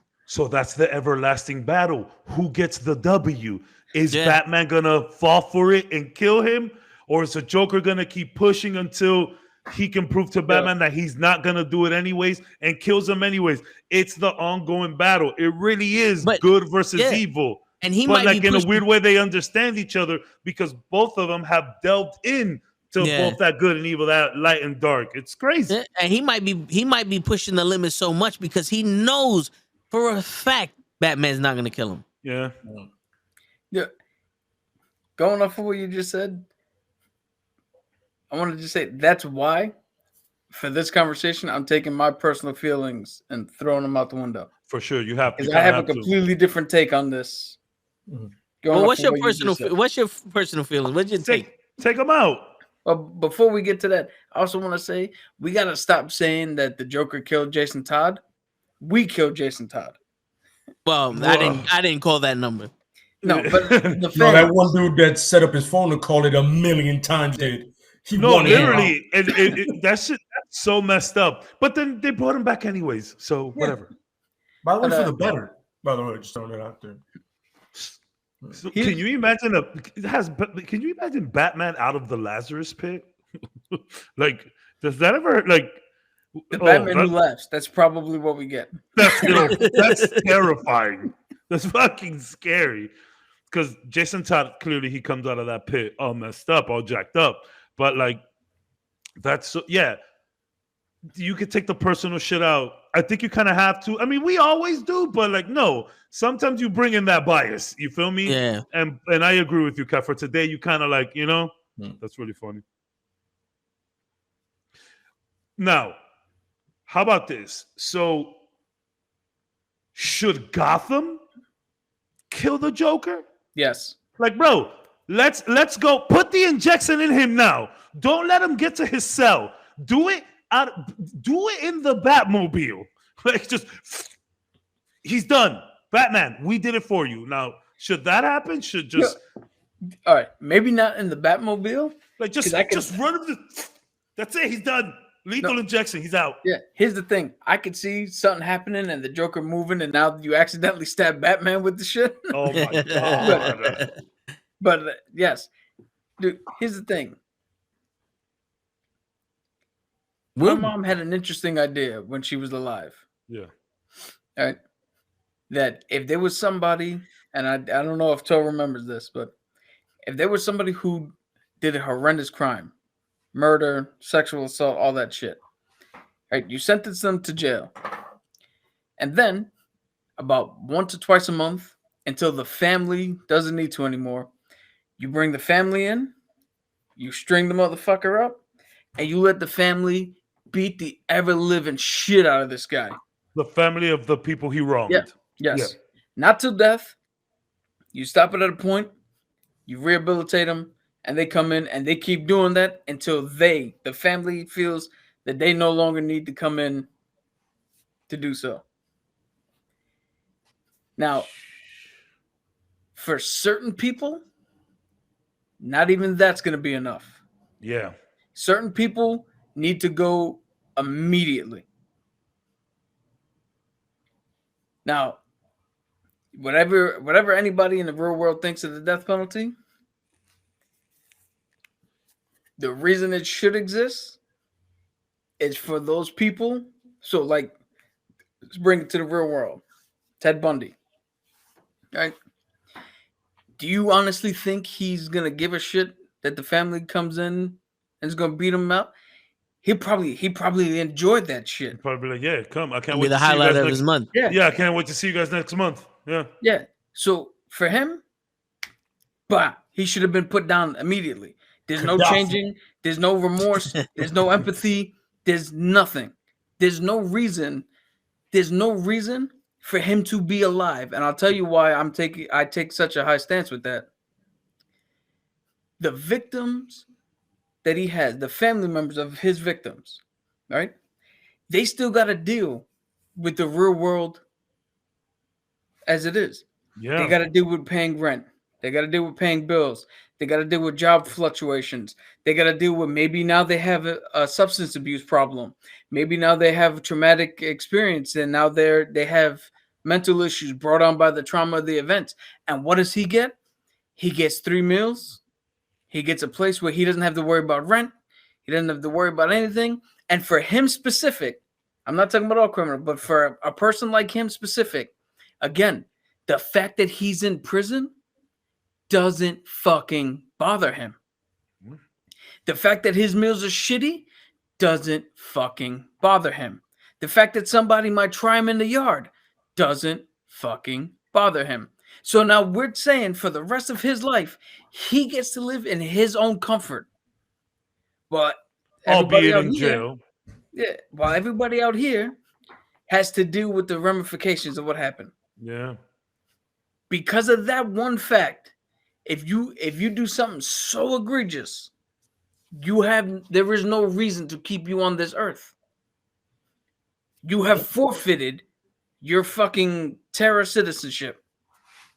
I like honestly, the death penalty isn't something that I like that comes up a lot in conversation. So, shout out to the Knucklehead podcast for just keeping it spicy and interesting all day long, baby. Yes, sir. Yep. But like, I mean, look, there is people that just they gotta go. Yeah. Some people gotta go. Like, because and again, it's kind of like the question that we're asking: is it just easier for someone to just go, or is it easier for them to live it out in their own comfort? Like Cap said, I feel like sometimes it's above all of that. Sometimes it's just, they gotta go. Like, whether you believe in the fucking death penalty or not, it's like, damn. Like, there's some of these. I think it's funny because some of the top 50 something serial killers of all time, like most of them are like Pisces. it's like damn. But like some of these motherfuckers did some really bad stuff, some of these people did some really bad stuff to a lot of people, and it's like jail is actually just an easy way out, and so is death. So just, bro, get them out of here. Get them out of there. At this point, death isn't a punishment for them. It's like a closure for us. Yeah, of course, 100. But like, it's still like, and then because you have some people that are probably might be the opposite of what Cap said, where maybe they don't want to be in jail, maybe they weren't thinking, or maybe they are insane or whatever the fucking stupid case is. And it's like, it just goes back to what we've been asking this entire time. What is the W? What is the way? Because some people, like Cap said, they live in their whole lives out, bro. They don't got to pay rent. They get a shitty meal that they don't mind, and they're chilling. That's why I said there's got to be a certain level. Yeah. It can't be applicable blindly. He's out.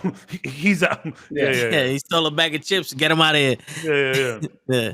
So, I mean, my question to that is, let's say the Joker was a real person, with the amount of people that like the Joker right now. If he was a real person, anti-establishment and all that other shit, Gotham was a real place. Do you think that the people will want him to be dead? So here's the thing. That is a good question. Yeah. But that should not fucking matter. And I'll tell you why it shouldn't matter.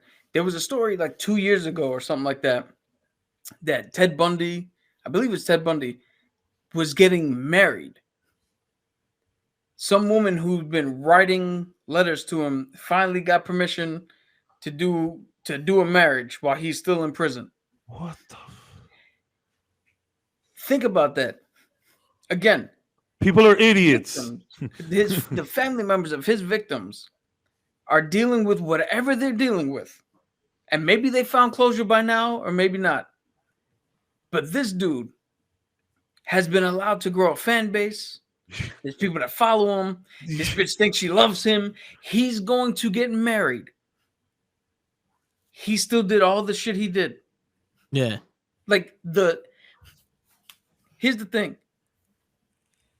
When it comes to some shit like horrendous acts and criminal justice, the law is the law, and the Twitter fucking verse and the fucking Facebookers and all these other stupid fucking idiots online, their opinion, either way, doesn't fucking matter. Thank you for watching the podcast, guys. Yes.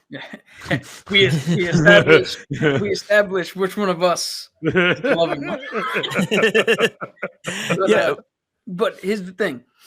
Like, it don't matter. It don't matter if the Dalai fucking Lama says, nah, that's one of my homeboys. If he committed a crime, and we can get him on that crime, and we see that the punishment is fit for death, it doesn't fucking matter, and it shouldn't fucking matter what anybody else says. We've reached all 3 statutes. That's it. There should be like some You know levels why I like say you said, that? but yeah, I kind of agree, man. You know why I say that? Because let's say it was somebody in our family. You don't think you and all your friends would have preferred your fucking family member alive? Oh yeah, no. Absolutely, yeah. That you don't get your Twitter shit, your online popularity, whatever you drum up, your Kickstarters, that don't do shit for us. Yeah. Yo, Lay, I see you over there, reacting to Cap, and I want to get your opinion on the matter. I think mine's is pretty cut and dry and clear. I completely agree with what Cap is saying. I feel some people, the way they die should be essentially how you get punished. The death can't be simple, not lethal injection, not a chair or something like that. Slow and steady, baby. Some people, Slow yeah. and steady, baby. You know what I'm saying? Bleed out or whatever. You know what I mean? Just as slow and as painful as physically possible, to the point where somebody like the Joker, instead of laughing, will finally crack. You know what I mean? Where Ted Bundy would go, shit, I fucked up. Find a way. Medieval dudes was dope with it. Everybody, the Chinese are dope with it. Somebody has a way to break somebody. Your psyche will break at one point or another. So slow and steady. You know what I mean? And when they break, off them. I just want to see that will and that psychoticness break. I want to see whatever it is that you think was cool or you were doing was right or you were enjoying. I just want to see that little switch in your head go, fuck, it wasn't. Then off them. That moment of clarity, I want that person, man, woman, child, whatever pronoun makes you feel better today, gone. I'm looking at data on the death penalty. Some of this data is wicked. I'll read a quick excerpt and then I will let you take the floor, Cap. In other states, complications from lethal injections have halted executions. Oklahoma conducted 112 executions between 1977 and 2018, the third most of any state. Still, it has not executed a person since 2015, when autopsy reports revealed that the state had used potassium acetate in a lethal injection rather than the potassium chloride approved under protocol. Whoa. That's wild. Jeez. Again, whoa. Certain people, whoa. So certain people, all right, I don't fucking care. Some people gotta go, bro. Yeah. But some people gotta go. Before you, Cavs, before you until say something as drastic as what me and Lay has been saying, I just want to point out that me and Lay have truly went on long enough to see ourselves become the villains. No, for real. No, 100%. Absolutely. I had my moment. And it's funny, I've been thinking about the chicken sandwich, and maybe I would have been more of a dick if that didn't happen. Maybe that was the moment that I needed to, snap back into reality. But no, you're right. No, like, some people do get to that point. And it's like, okay, so let's say Batman does get to that point, to bring it back around. Mm-hmm. Let's say Batman does it. He kills the Joker. Then what? Does another Joker take his place, as usually happens? Does he start being a little harsher to other criminals? Maybe not killing them, but like, yo, you see what I did? I'm here now. So does everything get saved? Does everything, give me a future Cap where Batman kills the Joker. All right. Let's say. Or Aftermath, actually. The aftermath. Yeah. Correct. Yes. Good. Let's Good go on question. the belief. Good question. Let's go on the belief that Batman / Bruce Wayne is not as far gone as we think, Okay. and he's actually more Steady. steady. All right, let's do that, and let's Flaca go. says, I am Batman. Sorry, spoiler. Yeah. Let's go with this. Somebody who's sane can rationalize the fact that the Joker is a step too far. Cobblepot, the Penguin, is not. He has done things on Batman's side. He has done things redeemable. He is just a standard criminal. He's He a has done bad things, but he has not gone that extra step. And for people who don't know, Copperpot is the Penguin. Yeah. He be running guns. He does a whole bunch of shit. Scarecrow. We're waiting for you, show. Scarecrow. Get your ass on. What the fuck is the other guy's name? Riddler. Clayface, Two-Face, Mad Hatter, Freeze, Mr. Clayface. Freeze. So, perfect example. You got to be able to categorize everybody. Clayface is not necessarily a villain. He just wants to be pretty. Yeah, but he's stuck in that mode, and he doesn't know how to handle that. That so vanity. There's a different approach you take with Clayface. Mr. Freeze. Mr. Freeze is obsessed with trying to save his wife. He's only doing whatever. So there's a different approach you can have with that. Yeah. Two-Face. Two-Face used to be a friend. There's always a different logical approach that you could take with everybody, and every case should be taken as necessary. Sure. Now, if another wannabe Joker pops up, again, they're not going to go as far as the original Joker. I pretty much fucking guarantee it. Yeah, I don't see anybody topping the Joker. Yeah, and that's a special kind of psyche right there, man. That's like once in a lifetime psyche. Yeah, you can imitate, but you can't duplicate that. So, if another one pops up, you can go back into that whole throw him in Arkham, he gets out, throw him in Arkham, he gets out, and we don't have to, we don't have to have this discussion. Yeah. Batman's gonna go up to this person, yo, how about we fast forward to like 2 weeks from now when we're gonna be in another Arkham 3 times? Like, it does suck that security is so bad. What about the mutants? What do you mean? That the gang. Oh, from Dark Knight Rises? Yeah. Oh, okay. Again, that's a separate issue, because I believe that they were like a shut-in part of society. Yeah. Regular society shut them out. There's a separate way and a more logical way to handle that situation. But again, all this ties back into my argument that the systems available in the fucking city of Gotham has failed so dramatically that you've essentially left Batman to be judge, jury. We want him at sometimes to be and parole officer, psychologist. Like, so, no, I was gonna ask, if Batman's psychology, or like his morals, is this strong to even not like kill the Joker and all this other shit and be everything you just said, why does he think that Superman is the best of them? That Superman is the best of them? Yeah, like why would he think Superman is the best person he knows? Oh, because Superman has the most power, period. And he's the Pentagon of truth, justice, and the American way. But but in all actuality, when you weigh the two, where Batman is basically the only guard in the prison of Gotham, and Superman is the most powerful man in the peaceful planet, wouldn't they be equals? No, because Batman, what we've been bringing up, Batman, I don't think 100% can trust himself.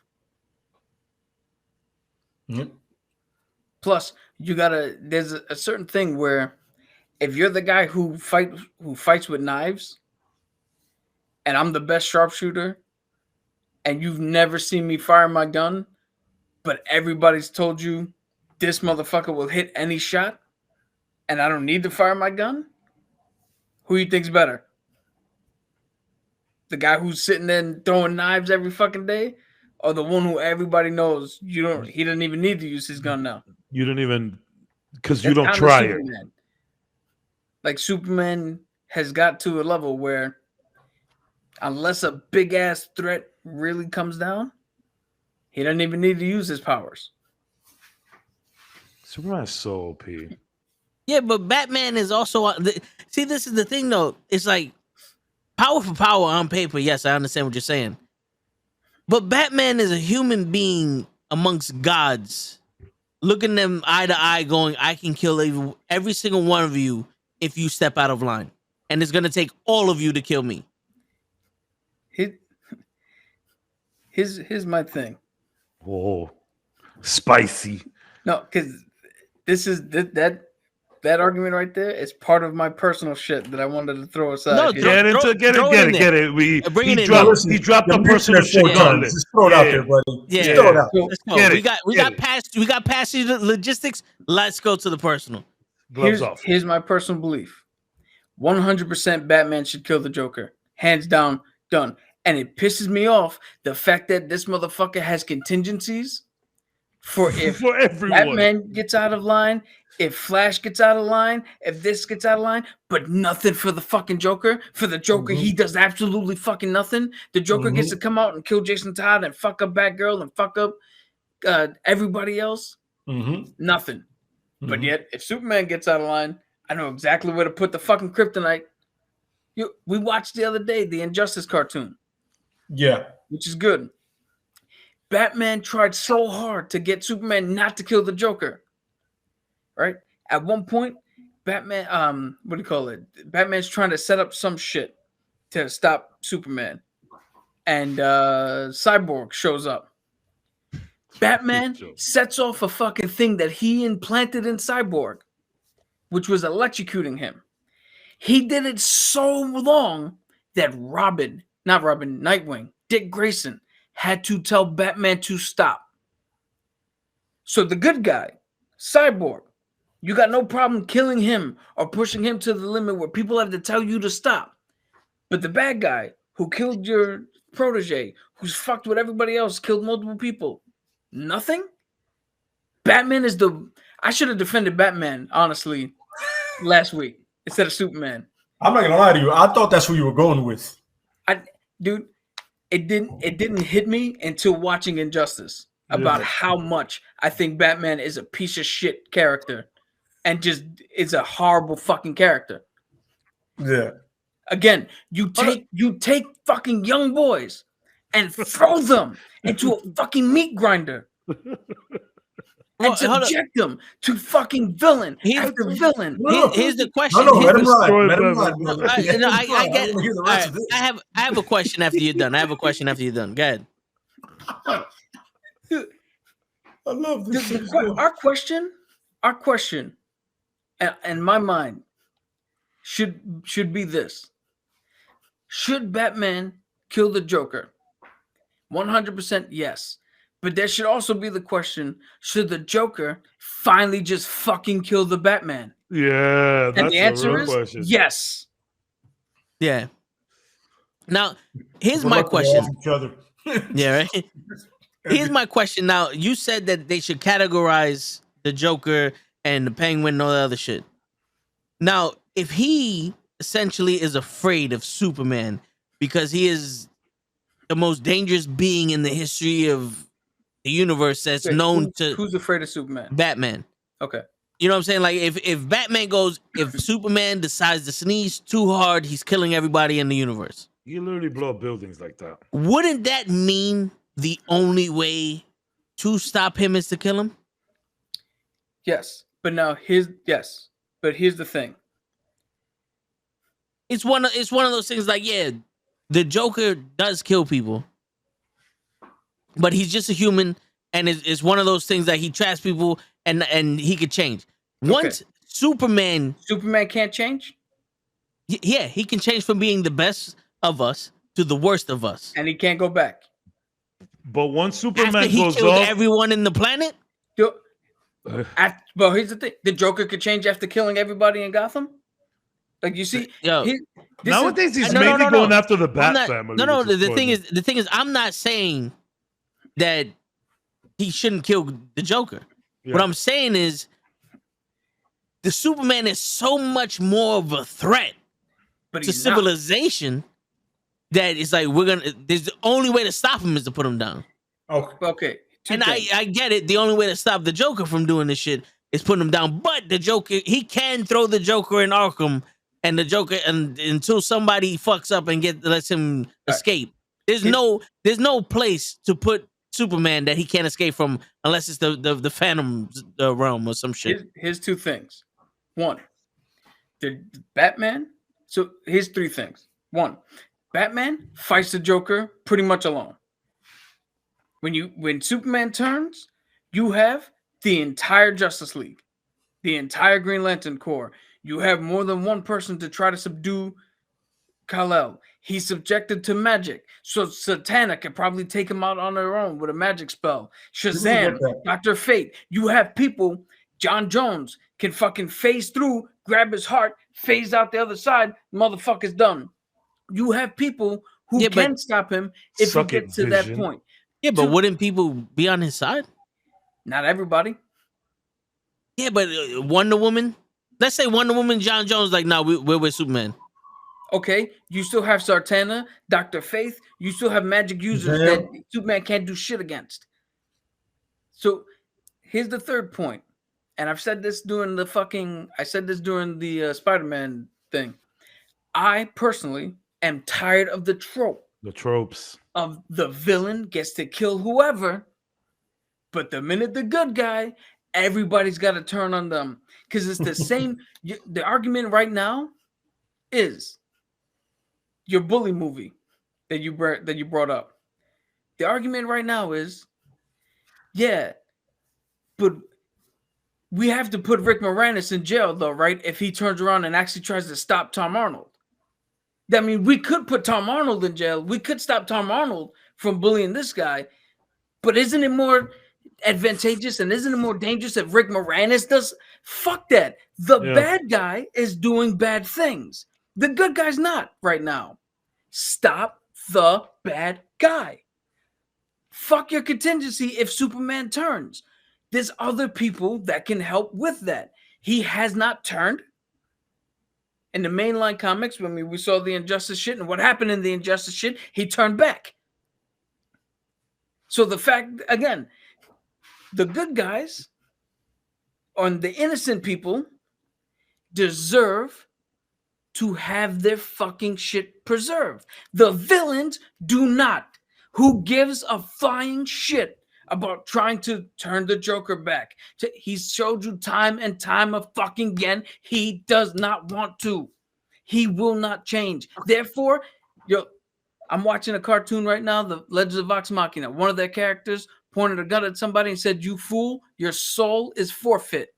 At that point, Joker, Arthur Fleck, whatever the fuck your name is this week, your soul is fucking forfeit. For me personally, I don't give a fuck. You're done. Okay, so at what point is it acceptable for Batman to kill the Joker? Right now, like 75 years ago. No, I'm saying like, so he has to kill Jason Todd and Barbara Gordon and do this other shit. So not that he has to, but the it's fact just that because you didn't stop him. Point, yeah, you didn't stop him. He needs to be. So his no. I'm saying like this happened. He killed these people. Now we kill him. We don't kill him before that. Yeah, I'll tell you why. Okay. Before he got to Jason Todd, before he got to Barbara Gordon, before he got to Commissioner Gordon, before he got to Tim Drake, before he got to everybody, he was the Clown Prince. He was pulling pranks. He was doing shit same on the level as Penguin, Two-Face, Riddler, all that shit. And like I've said before, he took it a step further. He took that extra step. Once you take that extra step, you're done. You're done. in terms of comics, and sometimes out here in the real world, there is an acceptable level to where it balances out. They do some shit, they get punished, maybe they change. Some of the other characters actually help out. They help Batman. They do some good shit from time to time. It all remains in a fucking balance. Again, the Joker has shown time and again he doesn't give a shit with the balance. And he'll do shit to throw shit out of balance. And there's nothing you can do to him. You can't harm Harley. He doesn't care. You can't take out his henchmen. He doesn't care. There's no family for him. You throw him in fucking Arkham. He doesn't care. There's nothing left you can do. And now at this point, every life he takes from this point on is because you're lazy. It's not you lazy. It's Batman's lazy. Batman doesn't want to do the job. You have no marbles. PD doesn't want to do the job. No Superman doesn't marbles. want to do the job. The Flash, Marvin Manhunter, anybody who's alive, who watches, anybody who sits there and goes, why the fuck is the Joker still out and doesn't want to do a fucking thing about it?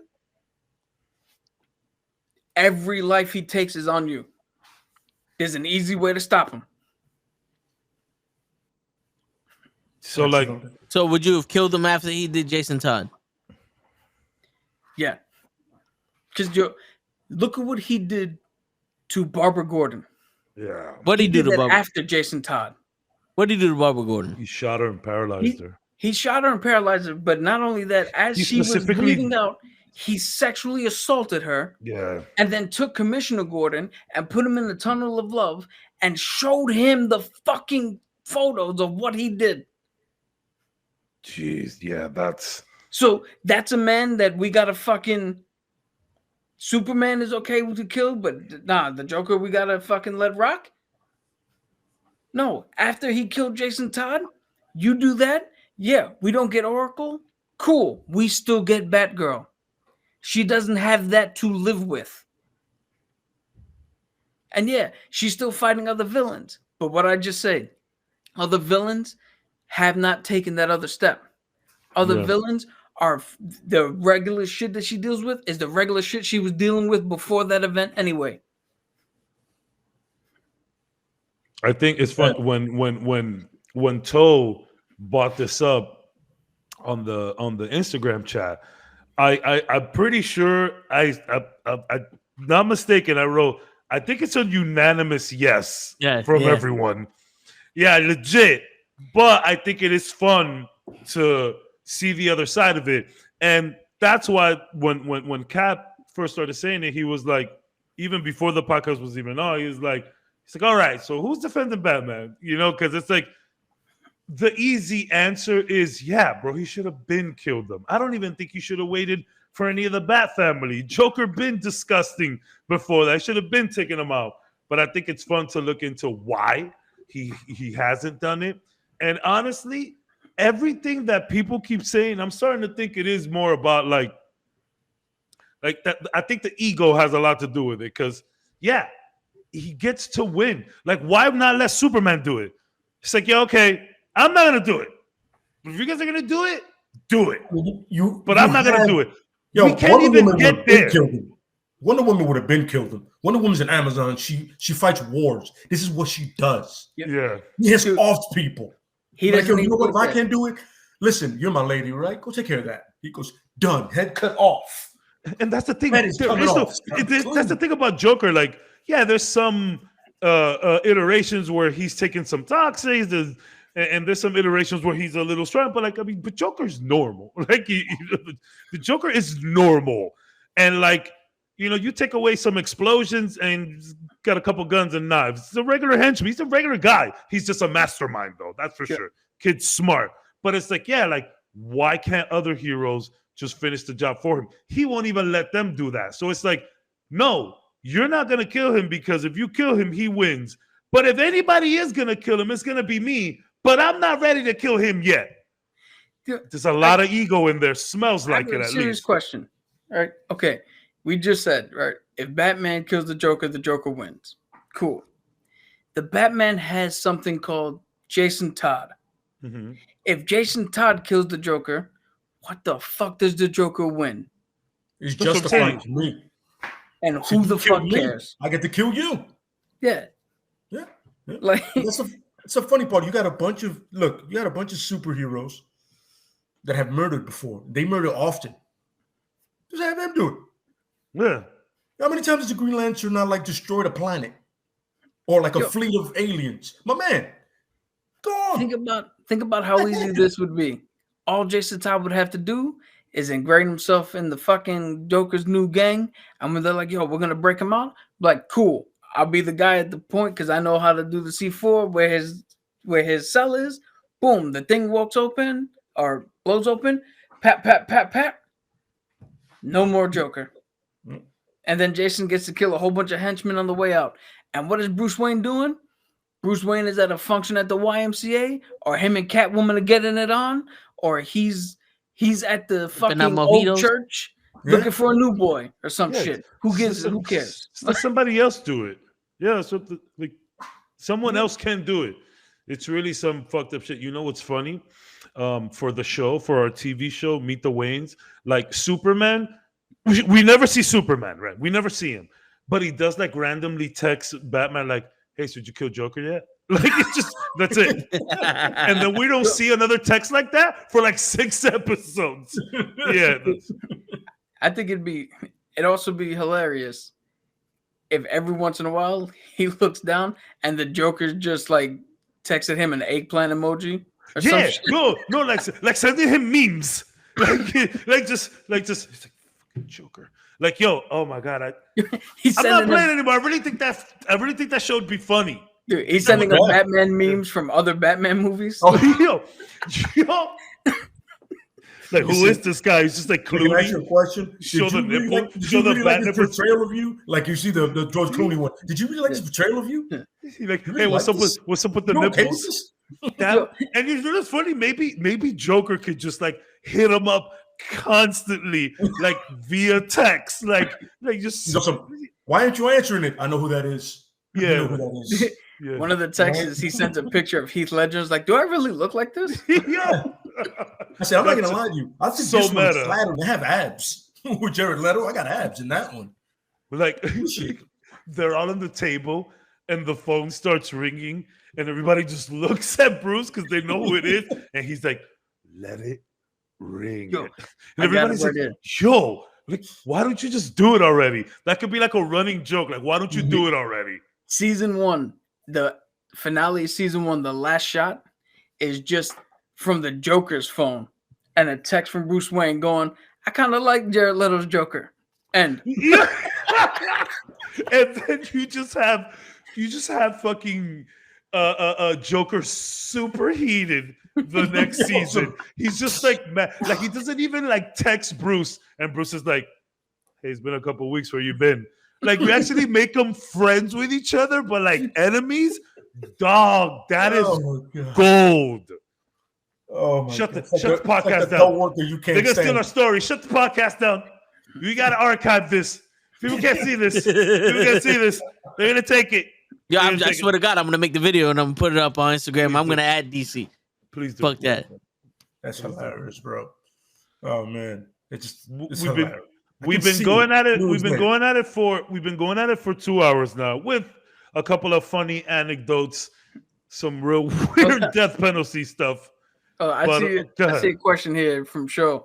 What is Joker's weakness? I'm gonna say bullets, knives, hanging rope, Everything. stairs, windows, tall places, Fists, knees, Batman.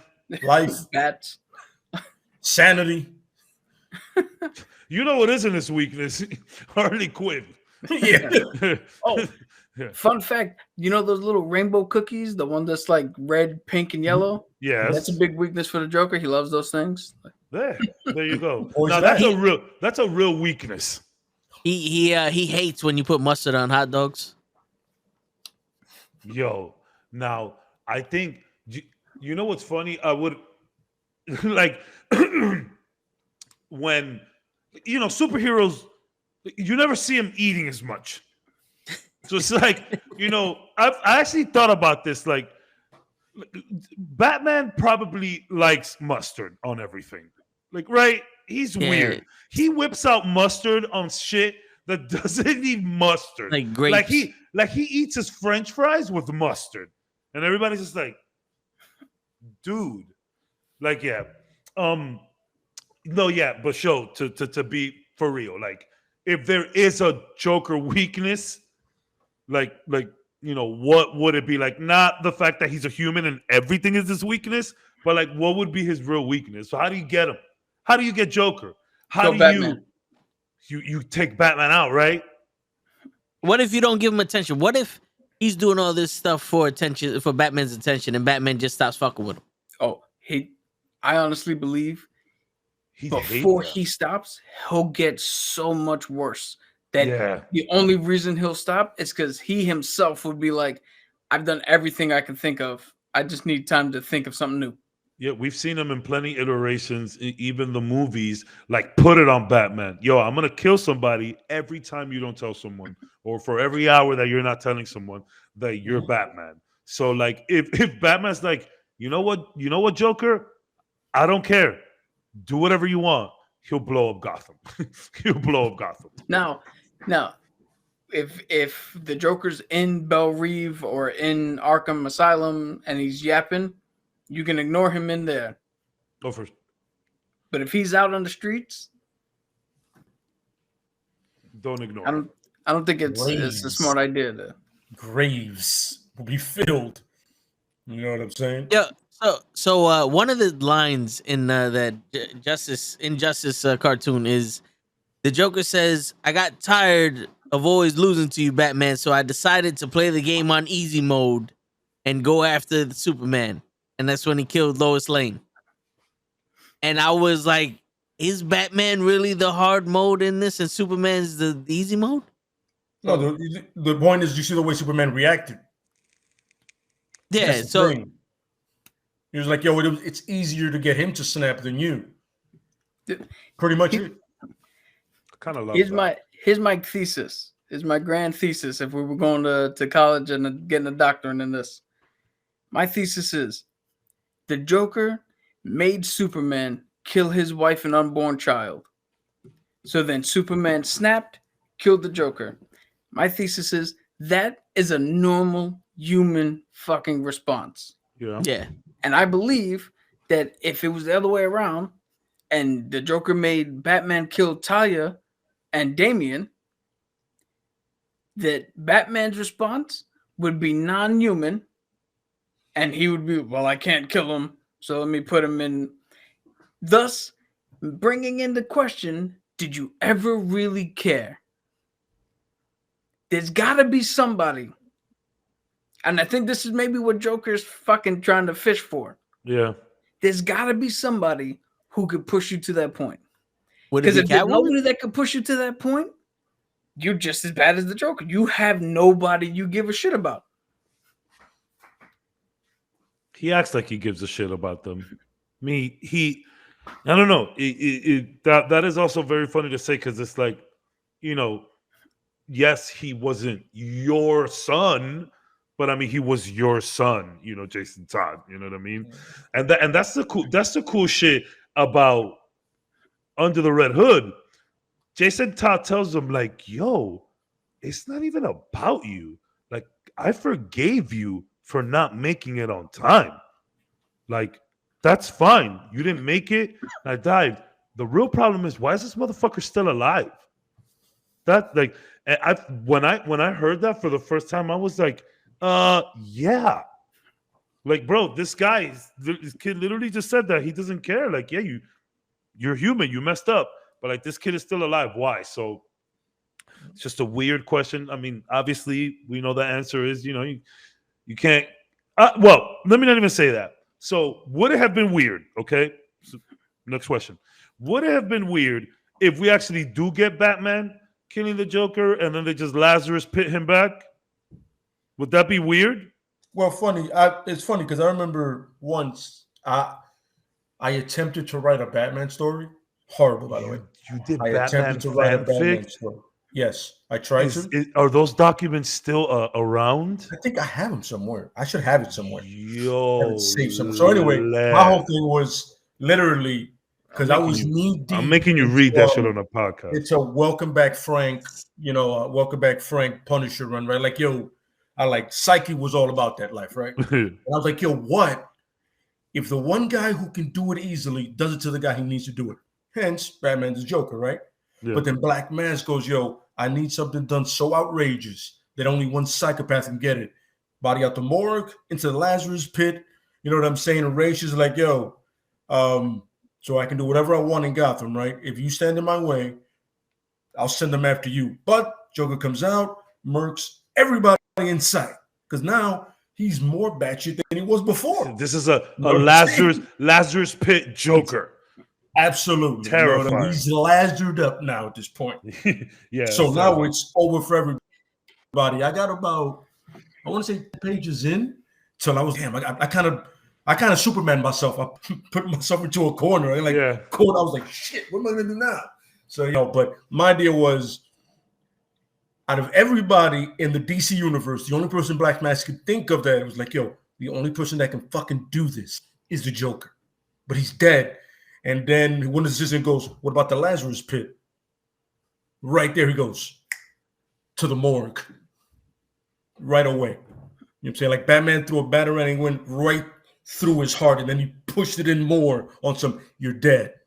Oh, here we go, Lam. I'm about to shut you down right now. Well, not really shut you down. I mean, it's your story, but what I was asking about, I see here a headline on Screen Rant. Mm-hmm.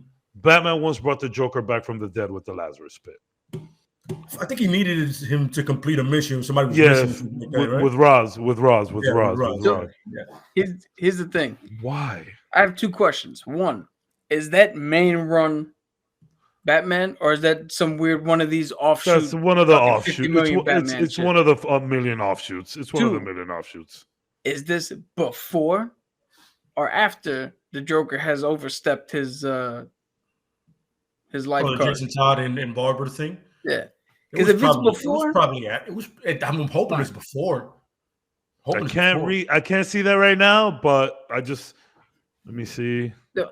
Again, if he does that, right, and they bring him back, that is a function of writers, and that is a function of, for some reason, comics and the majority of comic book fans hate new shit.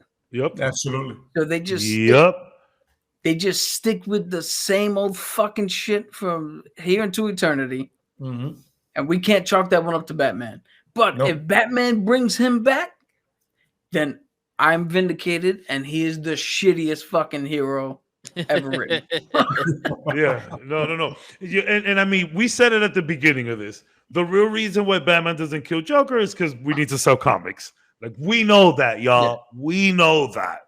But we want to look at it from a deeper level. And there's a lot of shit to read here. I'm not going to bore anybody with it. But I'm thinking, based on what I see, it looks like it's before all of that stuff. Yeah. Yo, can you imagine? Can you imagine this? Batman finally snaps. And on television, just not simple kill the Joker, like overboard kills the Joker, to the point where even the villains are like, yo, damn, Bat, there's something wrong with him. I like and that. Then we get fucking a peace in Gotham like we've never gotten. Because now all the villains are like, yo, if we overstep, he's going to do that shit to us. Mm-hmm. So they lay low and let him calm down. The citizens are like, yo, we're fucking good. Batman's going to murk anybody who messes with us now. The cops are free to do their jobs. And we get a run in Gotham where Batman gets to chill and deal with all that emotionally. The villains fucking relax for a little bit. Gotham runs as it should until some new guy who doesn't know comes up and stirs some shit up. And then the Bat family's got to jump back into action. And we sell more comimies. But that's where season 3 of our TV show comes in. Oh boy. But you know, just think of a run of comics where Gotham runs correctly. Yeah. maybe they clean up the Narrows, Let me put some money where it belongs in Gotham. so let me ask you a question. Now you asked the question before, does Batman really care, right? He obviously cares enough about the Joker to not kill him and to rehabilitate him. Now, what if he did kill the Joker and his biggest fear is that would be the death that catches him? That would be the emotional pain that breaks him. Then I'll let you guys answer. Truly, the Joker has infected the Batman to the point where they both feel like they need each other. Yeah. I'll let you guys answer, but my quick answer is that only makes Batman a shittier fucking person. Because think of it this way, Toe. Right? The people we've lost. You and the old man in the other room here. Nothing. The guy who fucking tormented me for 3 years goes, and I break. You gonna be proud of me? You gonna still be like, oh, me and you are cool? Tell the truth. I'm gonna wonder what the fuck is wrong with you. Exactly. Now you guys can throw your. I mean, so I actually had it wrong.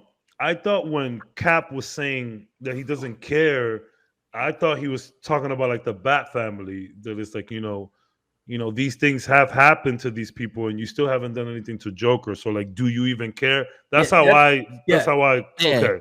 That's what I was saying. So can you ask your question again, Toe? I was like, so what if like he loses Jason Todd and all that, and that doesn't do nothing, but he's afraid that if he were to kill the Joker, that would kill him. So that's what makes him snap. Okay. Yeah. And none of these other people's deaths were the one that made them snap. Yeah. Is that he's a pretty shitty person then. Yeah. Because it's like at that point, it's always been the Joker and no one else. Okay. You have tunnel vision for this guy, but you don't do it. And look, maybe it's that weird Stockholm syndrome thing that Joker has over Harley as well. Maybe that's just something that he radiates, where it's like, Batman, you should have been killed this guy. Why don't you do it? Hey, Harley, you should have been left this guy. He mistreats you. Why haven't you done it? At the end of the day, you got to be a pretty cool guy to get all those henchmen and people behind you. So, Lay, I want you to answer that, and I'm gonna ask another question that just popped in my head. But go ahead, Lay. Yeah, man. It would honestly just solidify the fact that Batman is as obsessed or more obsessed with the Joker and the other way around. Because a lot of times people only make that a one-way streak. Like, the Joker obsessed with, but it's really both. You know what I mean? It's like as much as I have all these other villains, and I've done that shit, I come right back to Reliable. Yeah. The one I know, my original. I love you, guy. I'm back. Because you come back. And it's just like, it's two people that really shouldn't be together. But for some reason, they find each other. You know what I mean? And I would put him up there with Tony Stark. Yeah, that'd be kind of a dickish move, man. But the comic book Tony Stark, people always get it wrong. Not MCU. The comic book Tony Stark is a piece of shit. MCU, Tony Stark.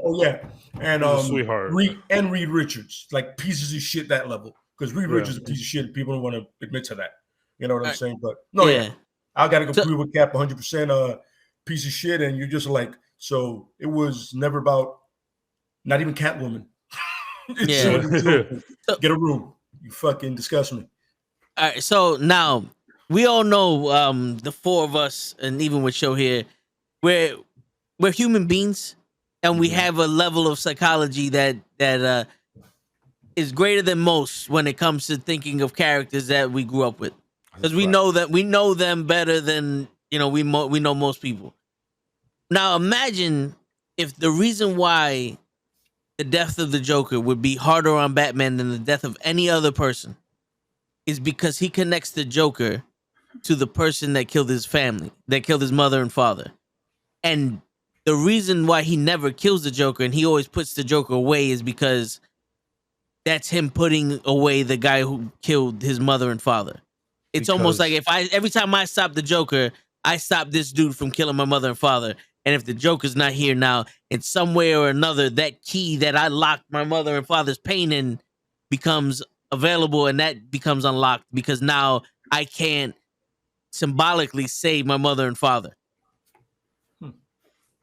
That's a take. And again, it just goes to his psychology. So Batman, and again, I'm sorry to everyone who's getting the wrong impression about me personally.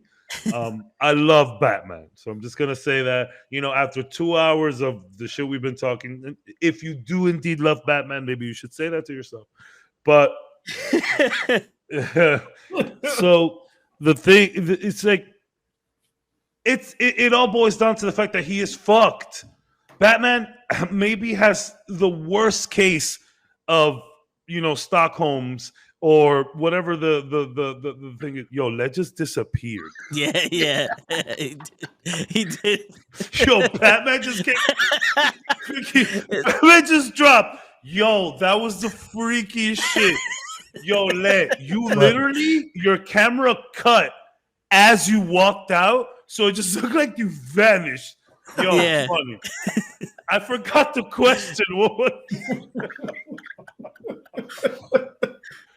Yeah. Yo, It looked like, all right, the Joker's like, we'll get one of these at a time. They're getting too close.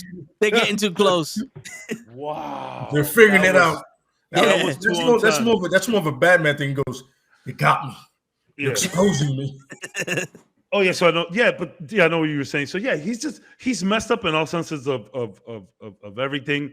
And you know what? That is actually a good take. That maybe he does tie this back to his parents. So it's like he's so greedy with the Joker, but he doesn't want to do anything about it. Which, just to put it in layman's term and not keep beating a dead horse at this point, the dude is just effed. He's effed. Batman is really messed up. It's unfortunate, and he decides to use it to save people in his own weird way, even though you should be saving the people you love by taking out Joker. But it's the complexity of his character. The reason Batman has been around since 30? Since the 1940s? The reason he's been around so long is because he doesn't kill the Joker. That's it. Can't kill him. It's part of his character. He needs the Joker as much as the Joker needs him. Like Les said, it's a two-way street. I got a question for you, Toe. So, if your question posits that that Batman is using the constant, arresting, locking him up, arresting him again scenario to constantly play out a superhero scenario where he saves his mom and dad in that alley. Some really fucked what up the shit. fuck is he doing with the other villains then? Yeah. Is that only with the Joker? Yeah. Are you not fighting the other fucking villains? And to answer your question, but I'll give you time to think about that. To answer your question, for me, so he's gonna finally deal with that trauma? Okay. About time. Yeah. By the way, I want to go back to the point I made a while back. His family knows one of the best or probably only psychologists in Gotham. What the fuck, dude? You go visit her hospital where your parents were killed. Go in there and deal with it. Talk to somebody. As paid as she'll do it on the house. She loves you. You want to sit down and we can talk about this. I've known you since you were, batshit. Now you're really batshit. You're standing out here next to me in the back. Nobody else sees the insanity here. Nobody sees this? Come on. But I'm sorry, as you were saying, I digress. No, and I'm sorry before you go. It's funny because in that episode of Batman animated series, when he's talking, you almost got me or whatever. Oh, you almost got him. Yeah. He's dressed up as Croc, but I know he's probably just looking at Joker like, maybe I should have put on some. Maybe I should have taken you out, and maybe I could have put on your clothes today and be here. That's funny that he dresses up as Croc. It's so weird.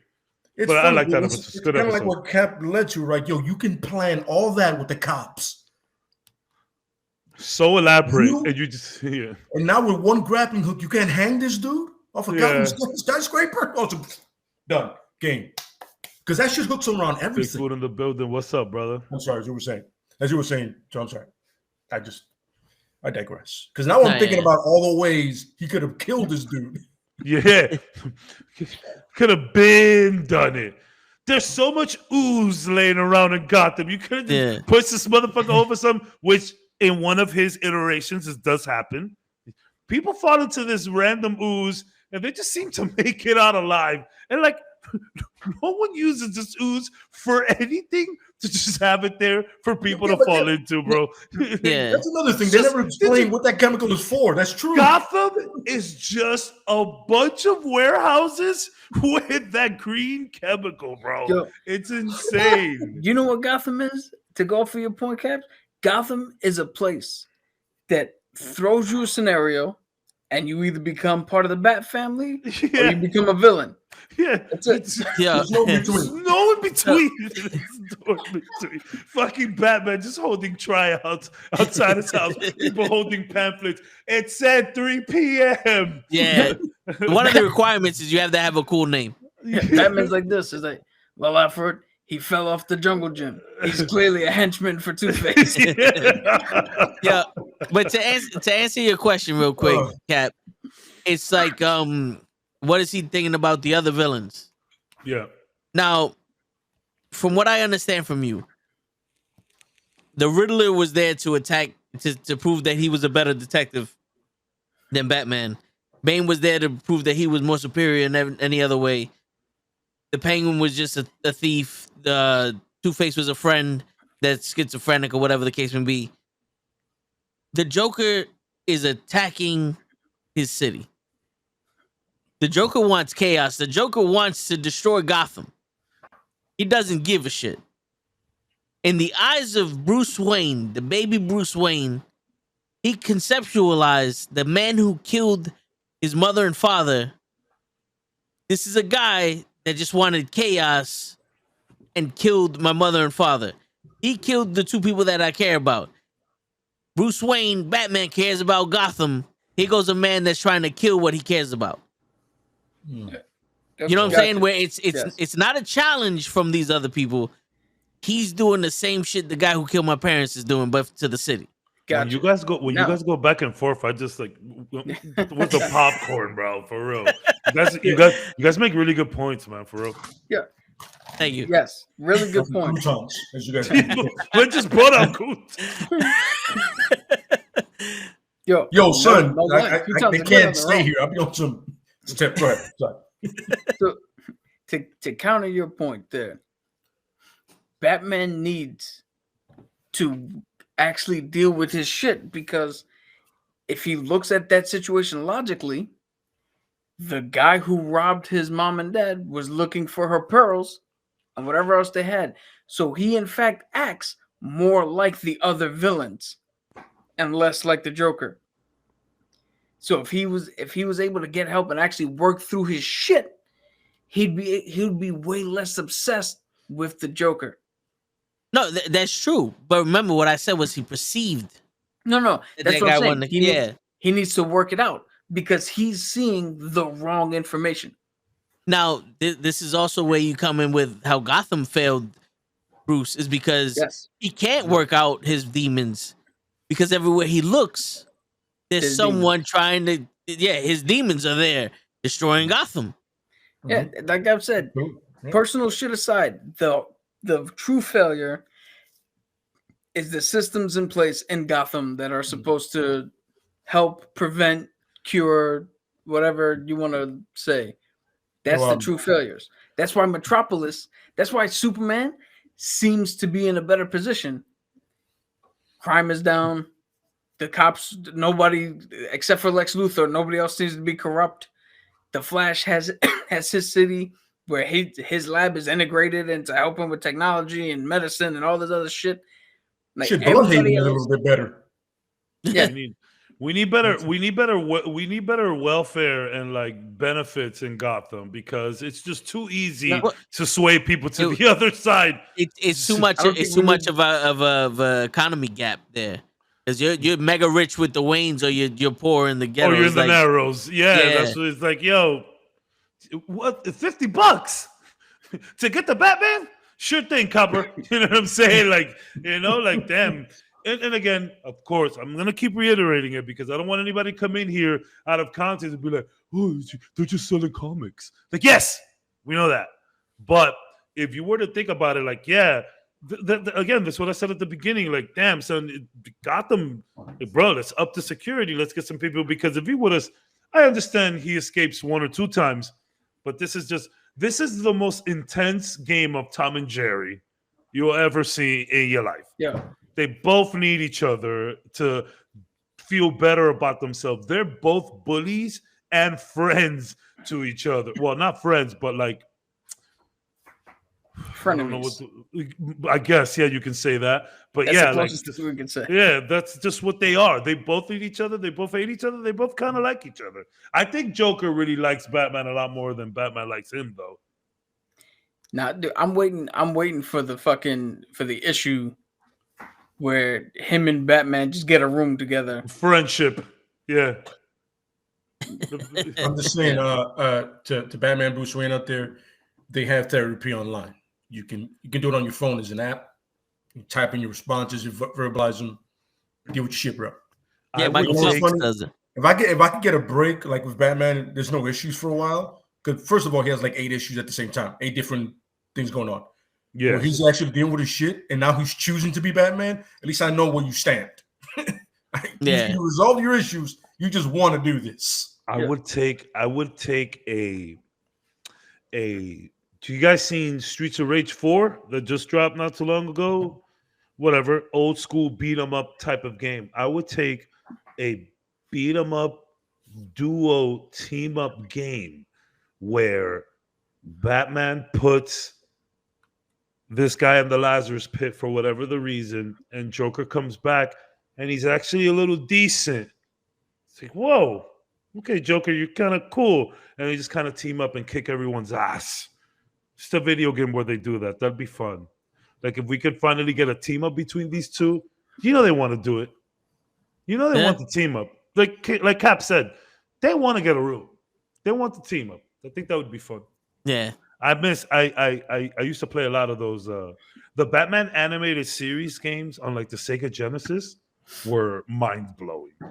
Those were some crazy graphics. I was like, oh my god, it looks just like the animated cartoon. No, it didn't. But it looked really good.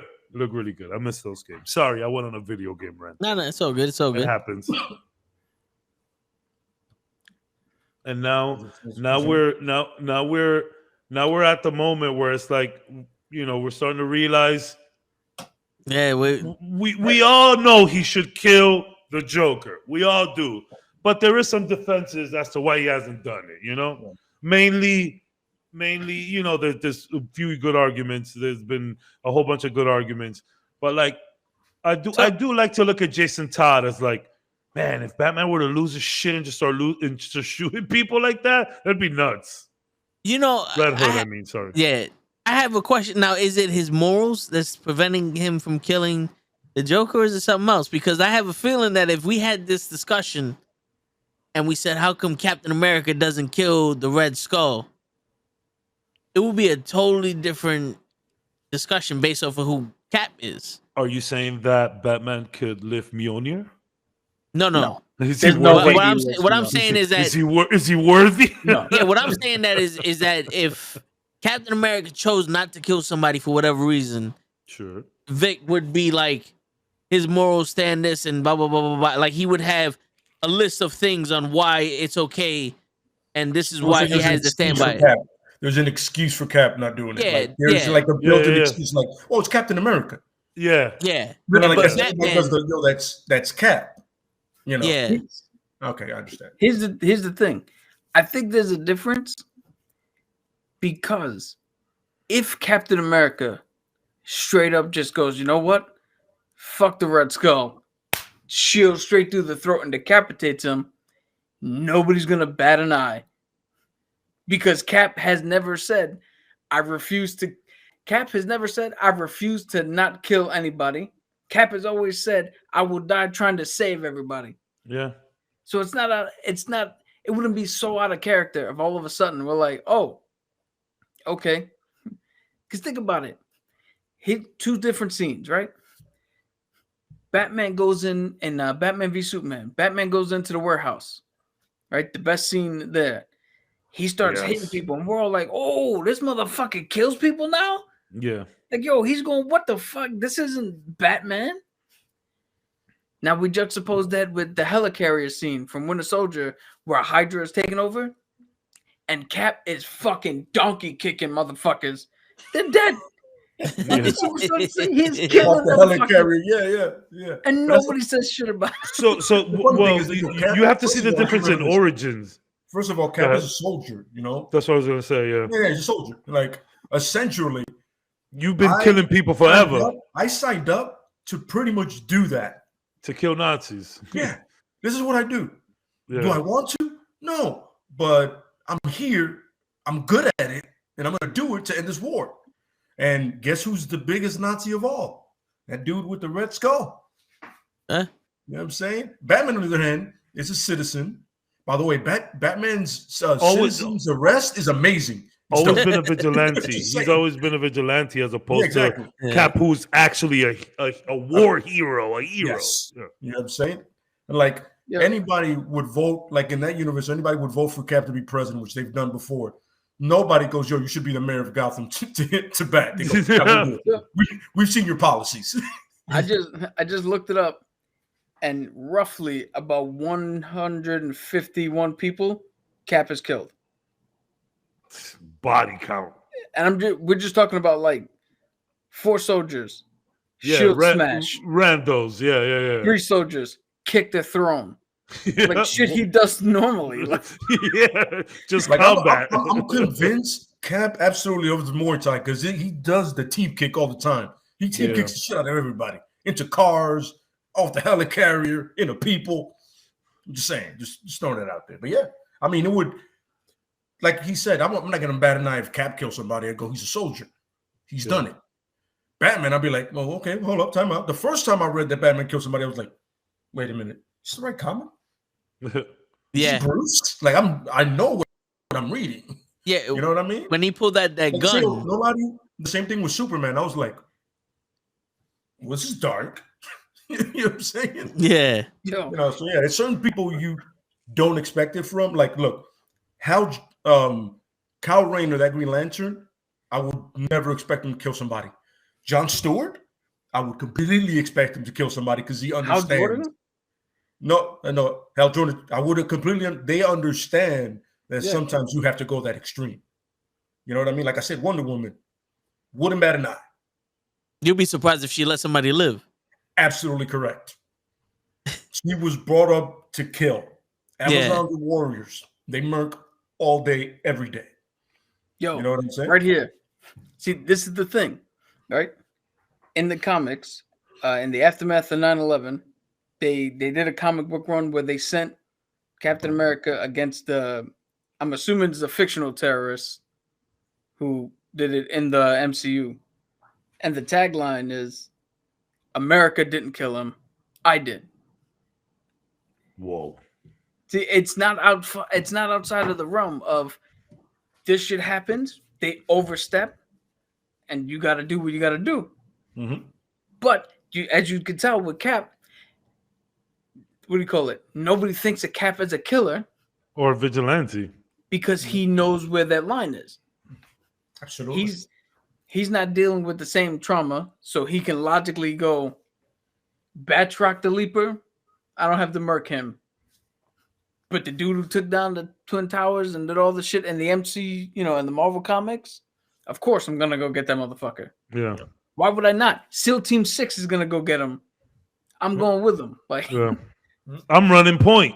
Yeah. Absolutely correct. I mean, it's classic.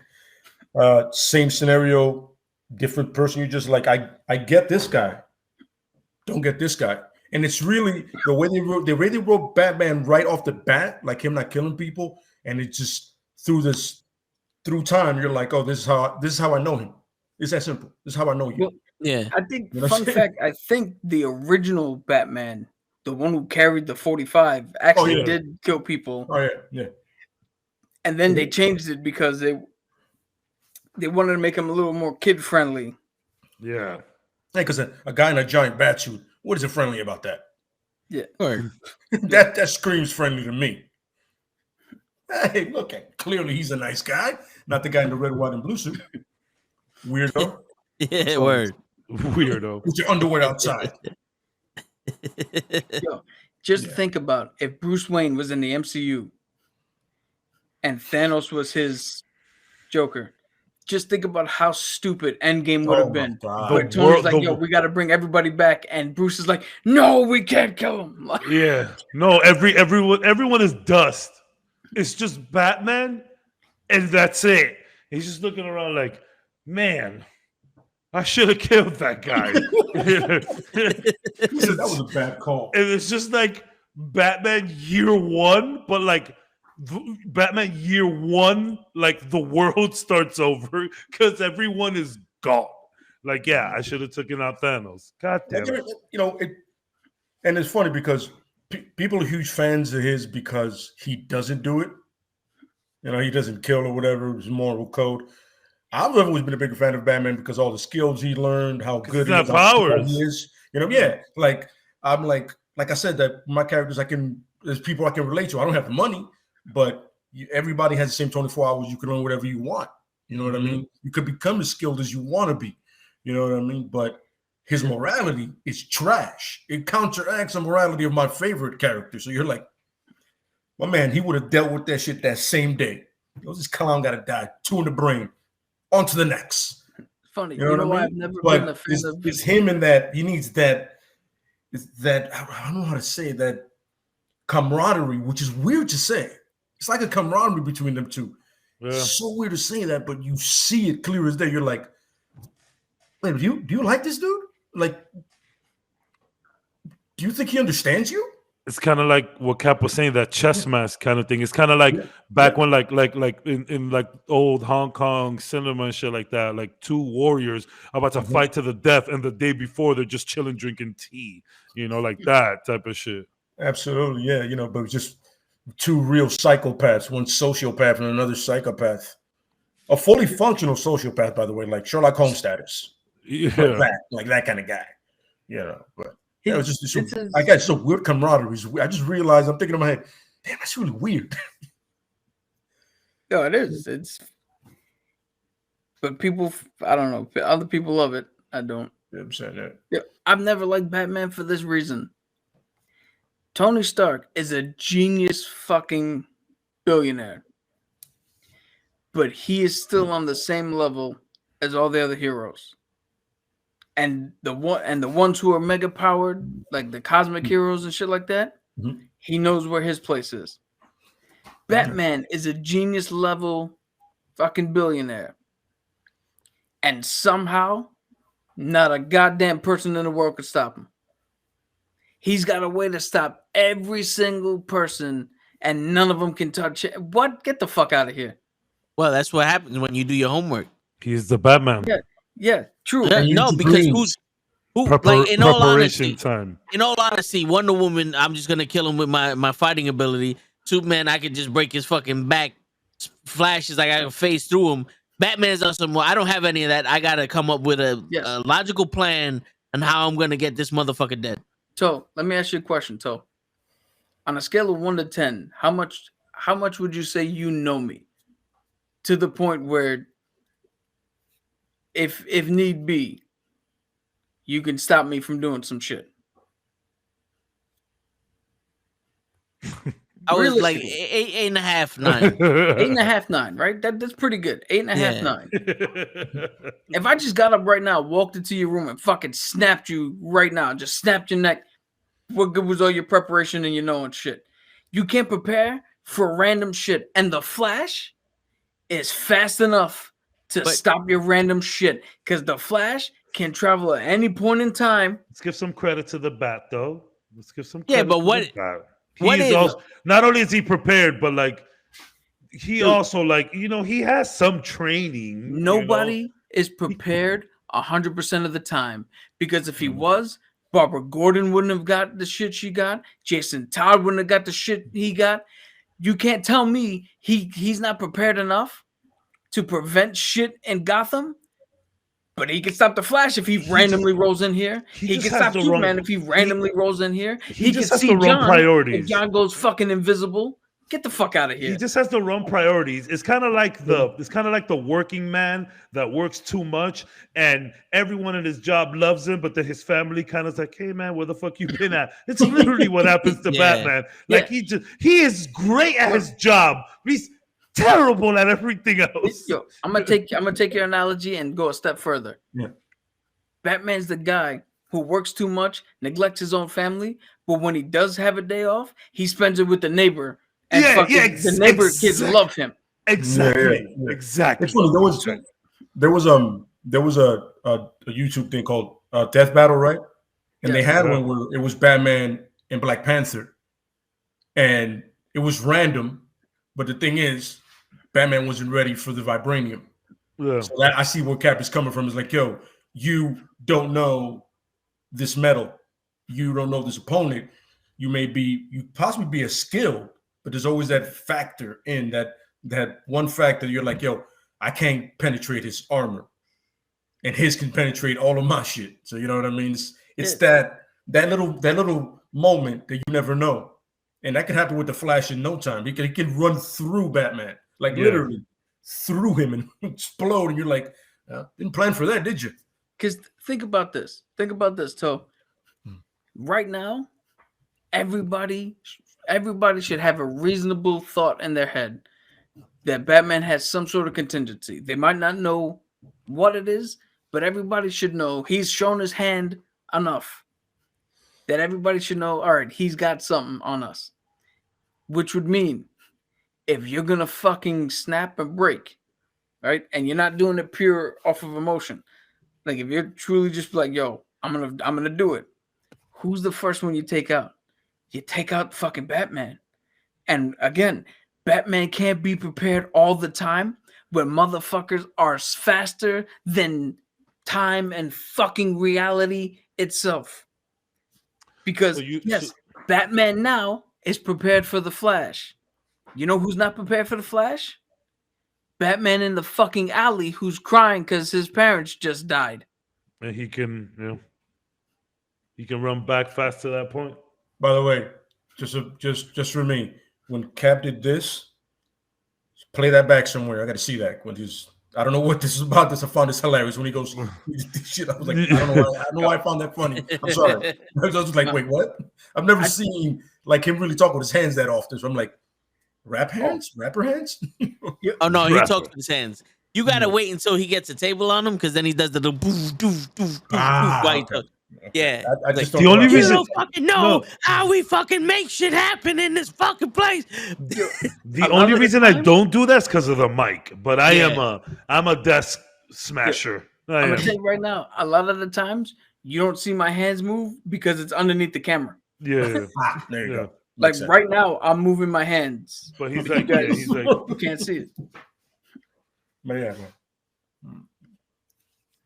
Batman has a plan A, plan B, plan C, plan D, E, F, G, and none of those involve his family.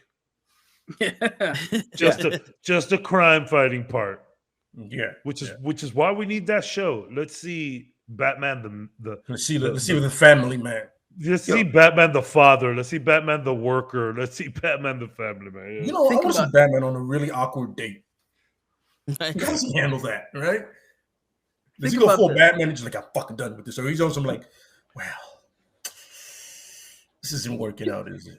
Dude, I want to see Batman turn to the other woman and go, we're going Dutch, right? We're splitting this? Yes. So I was gonna say that. Like, I think it would be funny if he like he just bought too much buildings, and it's like the banks like finally step in and they're like, yo, you're not exactly broke.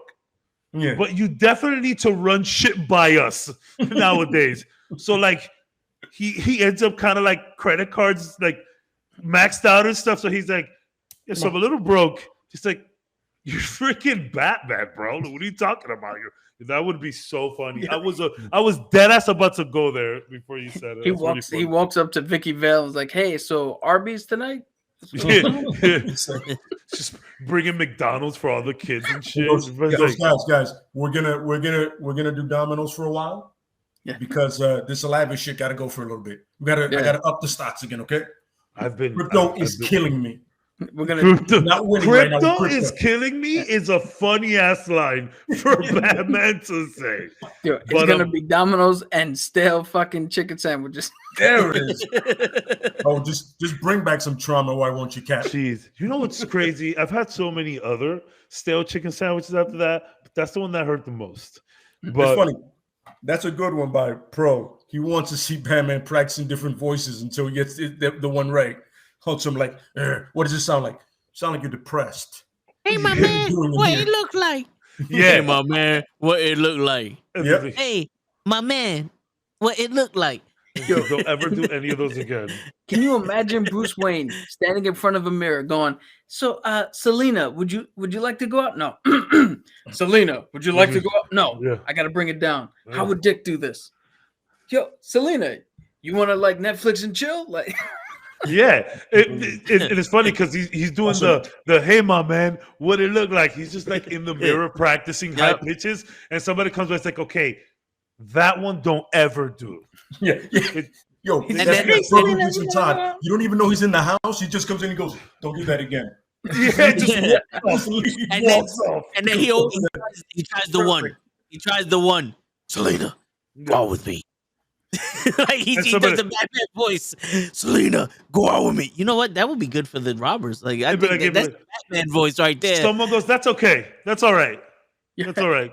You just got Alfred just putting his earbuds in, crying because he's like, he's never gonna get married. Yeah. And I promise, he needs to wear regular clothing with a mask.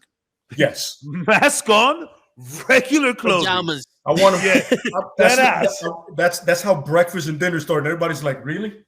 That kind of reminds me of you guys seen that YouTuber Bat Dad? Yeah, I don't know if he's around anymore, but Bat Dad used to be really funny. Dude, have you guys seen Batman Maybe? No. It's a music video. You know that song Call Me Maybe? Yeah. It's a music video about Batman. Yo, get out of here. Homework tonight. Look, I'm gonna send it. So if you can send it to everybody, if you can find it, or I'll find it, I'll send it to you and disseminate. It is the greatest parody song ever. And you'll get this after you hear the song. But I want to know if he's wearing regular clothes and a mask, bat stash or no bat stash.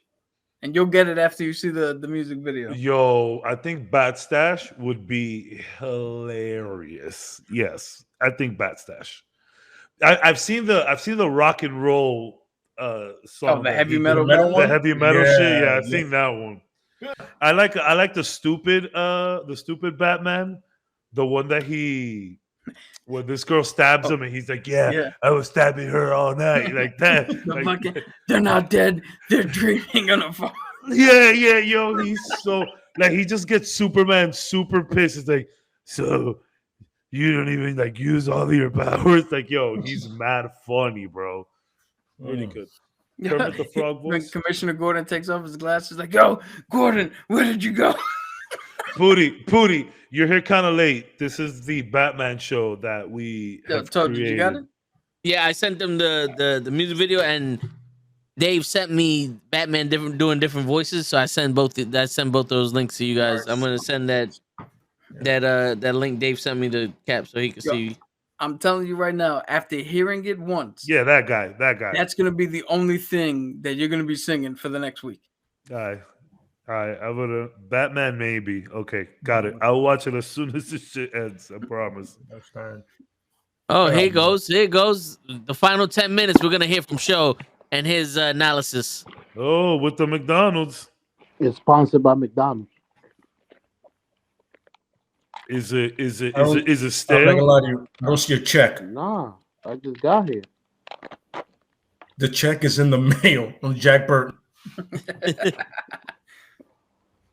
What's going on, fellas? How y'all feel? Good, and we're almost done. Yeah.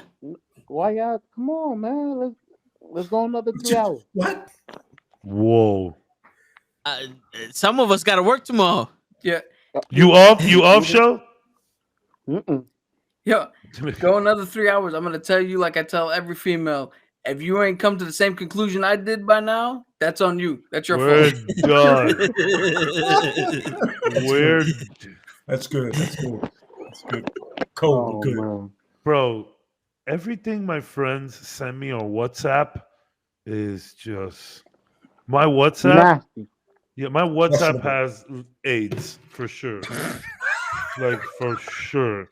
Wow, you could have gone a little Out simple. of everything to pull out, I like that's funny. Oh, pull out. There you go. Yo, son, Yep. it's so bad. Like, bro, everything. And I just keep opening these videos. It's like all of the like a lot of like the Spanish memes roll through WhatsApp. You get a lot of Hispanic memes on WhatsApp. I mean, it is a app that is predominantly used by Hispanics and Latinos and Spanish people all over the world. You get some really messed up memes, man. What I just saw. Yo, Leslie Thompson, bro. She's real. Oh, Give her a call. Give her a call. See what she's about. No. She's online somewhere. No. I've had two fake like female bot things. They're like, "Hey, hit me up," and I'm like, "Who the fuck are you?" Yeah, they're like, oh, this. I just posted that shit the other day on Instagram. This one girl, this one person said, oh, you know, we ran into each other at the airport, and you gave me your number, whatever. How you been? And I'm like, wrong number. She goes, oh, it's the wrong number. Well, this is fate. This is meant to be. I'm like, you clever little bitch. Like that is a great con. Yo, well, it's destiny that I got your number. Block. I actually posted that shit on Instagram. Bro, that's so, yeah, they've been doing that shit a lot. There's so many scams going on now, bro. What these people are doing to people's Instagrams right now is insane. Hey, everybody, do your two-step verifications, add your phone number, make sure, bro, these people are, my, damn, super sad. One of my colleagues, my boy George, his sister, does like this real cool, very colorful, Miami 80s kind of digitized cyberpunk vibe, very neons and green. She does a lot of art like that. And she had an Instagram with like 25,000 followers. Bro, they hacked her shit. And bro, they dead ass told her, we're not giving your account back and there's nothing you could do about it. And those accounts are high priority because they have tons of followers and they're not following nobody. An account with like 20,000 followers and you're only following like 500 people, you can sell that shit for a couple grand, maybe like one or two. Yeah. Or they have that other scheme now where it's like, oh, click here, send me $500 and, we'll make it 15,000. Bro, be careful with your Instagrams, man. There's a lot of fucked up shit going on there right now. A lot of stuff. So, Shell, tell me, man, what do you think about the Joker killing, Batman killing the Joker? Should he do, after everything you heard today, simple answer, should he do it or not? Of course. I'm surprised he hasn't done it yet. I asked y'all, why is he still alive? All that weakness y'all gave me. Y'all told me he's allergic to purple pills, pink bunnies. I don't know what the hell y'all was talking. Everything. The pink bunnies were not a joke. That was for real. Yeah, he has a deadly allergy to the batteries. The one with the pink bunny. Energizer batteries. Energizer battery. There you go. What?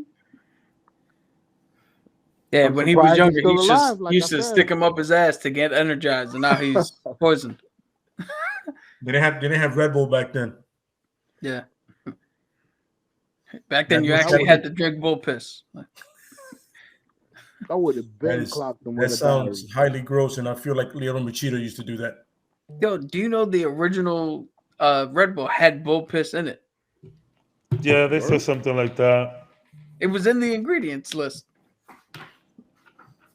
Wow. There's a lot of shit like that. I mean, I don't know how that went, but apparently there was. But there's a lot of shit like that that does go through through the different avenues and gets really messed up. Like, for example, I saw this shit the other day that someone told me, somebody posted it on the art Instagram that I have, and they were like, "Oh, I don't know why you guys drink coffee. Coffees have cockroaches in them." And apparently they posted you know, like an article saying that there's like roach parts in coffee or whatnot. And it's like, no. Sometimes you got to look a little further to these things. What it is that the certain kind of bean or leaf, whatever, that makes the coffee, roaches tend to be around that area and fuck shit up and nibble at stuff. But like, that's literally every vegetable in the world. Any vegetable that comes out of the ground, you best believe there's tons of little critters shitting all over the place there, okay? Don't ever think that for 1 second that like your crops grow on these super clean, like, spaces where no little critters get into. There's a bunch of little critters everywhere. They grow. That's fertilizer. It's fertilizer. You know what I'm saying? So like, I know it's different from the bull piss thing, but it's funny that like that literally just happened the other day. I mean, everybody always wants to seem like, oh, I know something you don't, so I'm helping you out. No, I know, and I don't care. It's still good. What I wanted to say? You know what I wanted to say, Cap? Completely unrelated, but like back to Cap, something that you were saying about if Joker does get put away or Batman kills him, and then all of Gotham, he takes out all the criminals, puts them in jail, and Gotham actually prospers until like a new person comes out, and they're like, oh, they don't know who Batman is, and Batman's just like, really? You know who I am? And just like continues to like just fuck him up and like break all of his damn bones and shit. That actually reminded me real quick of Buffy the Vampire Slayer. I don't know if you guys watched Buffy, the Joss Whedon one. Yeah. I did. I was a huge fan. In the season finale of episode 5, it starts off with a regular old vampire just trying to get some kid in a back alley, and she goes to save him, and the kid's like, "Yo, get out of here! What are you doing?" And the vampire turns around to her like, "Hey, little lady, you better get out of here. You don't know what's up." And she's like, "Damn, it's been a long time since one of you guys didn't know who I was." like her being the Slayer, and it just continues to like kick his ass. God, I love that show. Did anybody watch that show here? Yeah, I'm sorry, man. I love that show, man. I went from that to Angel. Angel was not the greatest. No, it wasn't. It was very short-lived. Mm-hmm. Cordelia is funny. But I actually really got into Buffy the Vampire Slayer. Like, even the last 2 seasons that were on UPN, even those, that was bad. I remember. Shit, you just threw back a UPN. Yeah, right? Yo, man, I'm remembering so much shit. There was a TV guide one time.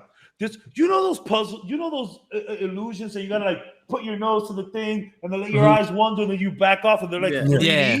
The first one I ever did was on a TV guide, and it was a UPN advertisement. It was inside, and you did the whole thing. You're like, and then you back up, and it's like, whoa! It just says UPN. Was it? Why? I thought it was Homeboys from Outer Space. I thought it was going to be Homeboys from Outer Space. No, like why? Why UPN? It's so weird. But yeah, I did watch Buffy the Vampire Slayer like a lot. Like I could recite that stuff. The 5th season was like the end of 5th season is like incredible. It's a 2-part episode. Yep. Fantastic. The guy who played, I believe, Spike. Mm-hmm. Yeah. James Masters. I ran into him at a Comic-Con the first time I went. Nice. He's cool. You mean Piccolo, right? Yes. Oh my God. Yeah, he's Piccolo. I forgot about that. He's Piccolo. And I don't care what anybody says. That is the greatest Dragon Ball H movie I've ever seen. Dragon Ball what? Dragon Ball H. It's not Dragon Ball Z, so it has to be a different letter. It shouldn't be Dragon Ball anything. They should have named that movie something completely different. Preparation H. Yeah. That's exactly it. Yeah, you're definitely getting pains in your ass after watching some shit like that. That's for Yo, sure. and on that note, to get it, because I know we spoke about Batman and the contingencies that he has for the Justice League. Part of me wants to do like a Marvel version of this, and the closest to a mental tormentation, the fucked up shit in the mental is the Punisher. So why don't we next week come up with what would the Punisher be like if they never killed his family? What kind of hero would he be if they never killed his family? Le is not gonna be in this episode, everybody. You will see him in the episode after that. Okay. I've actually thought about this, so you know. All right, good. I got like a nice little one for that one. I'm down. Yeah. I'm very down for that episode. I feel like we can get deep on that one too. So Absolutely. yo, and on that note, everybody, it's your friendly neighborhood knuckleheads, Cabs, Lay, Show, Cap, and your boy Toe Tags signing out. Everybody, peace. Thanks for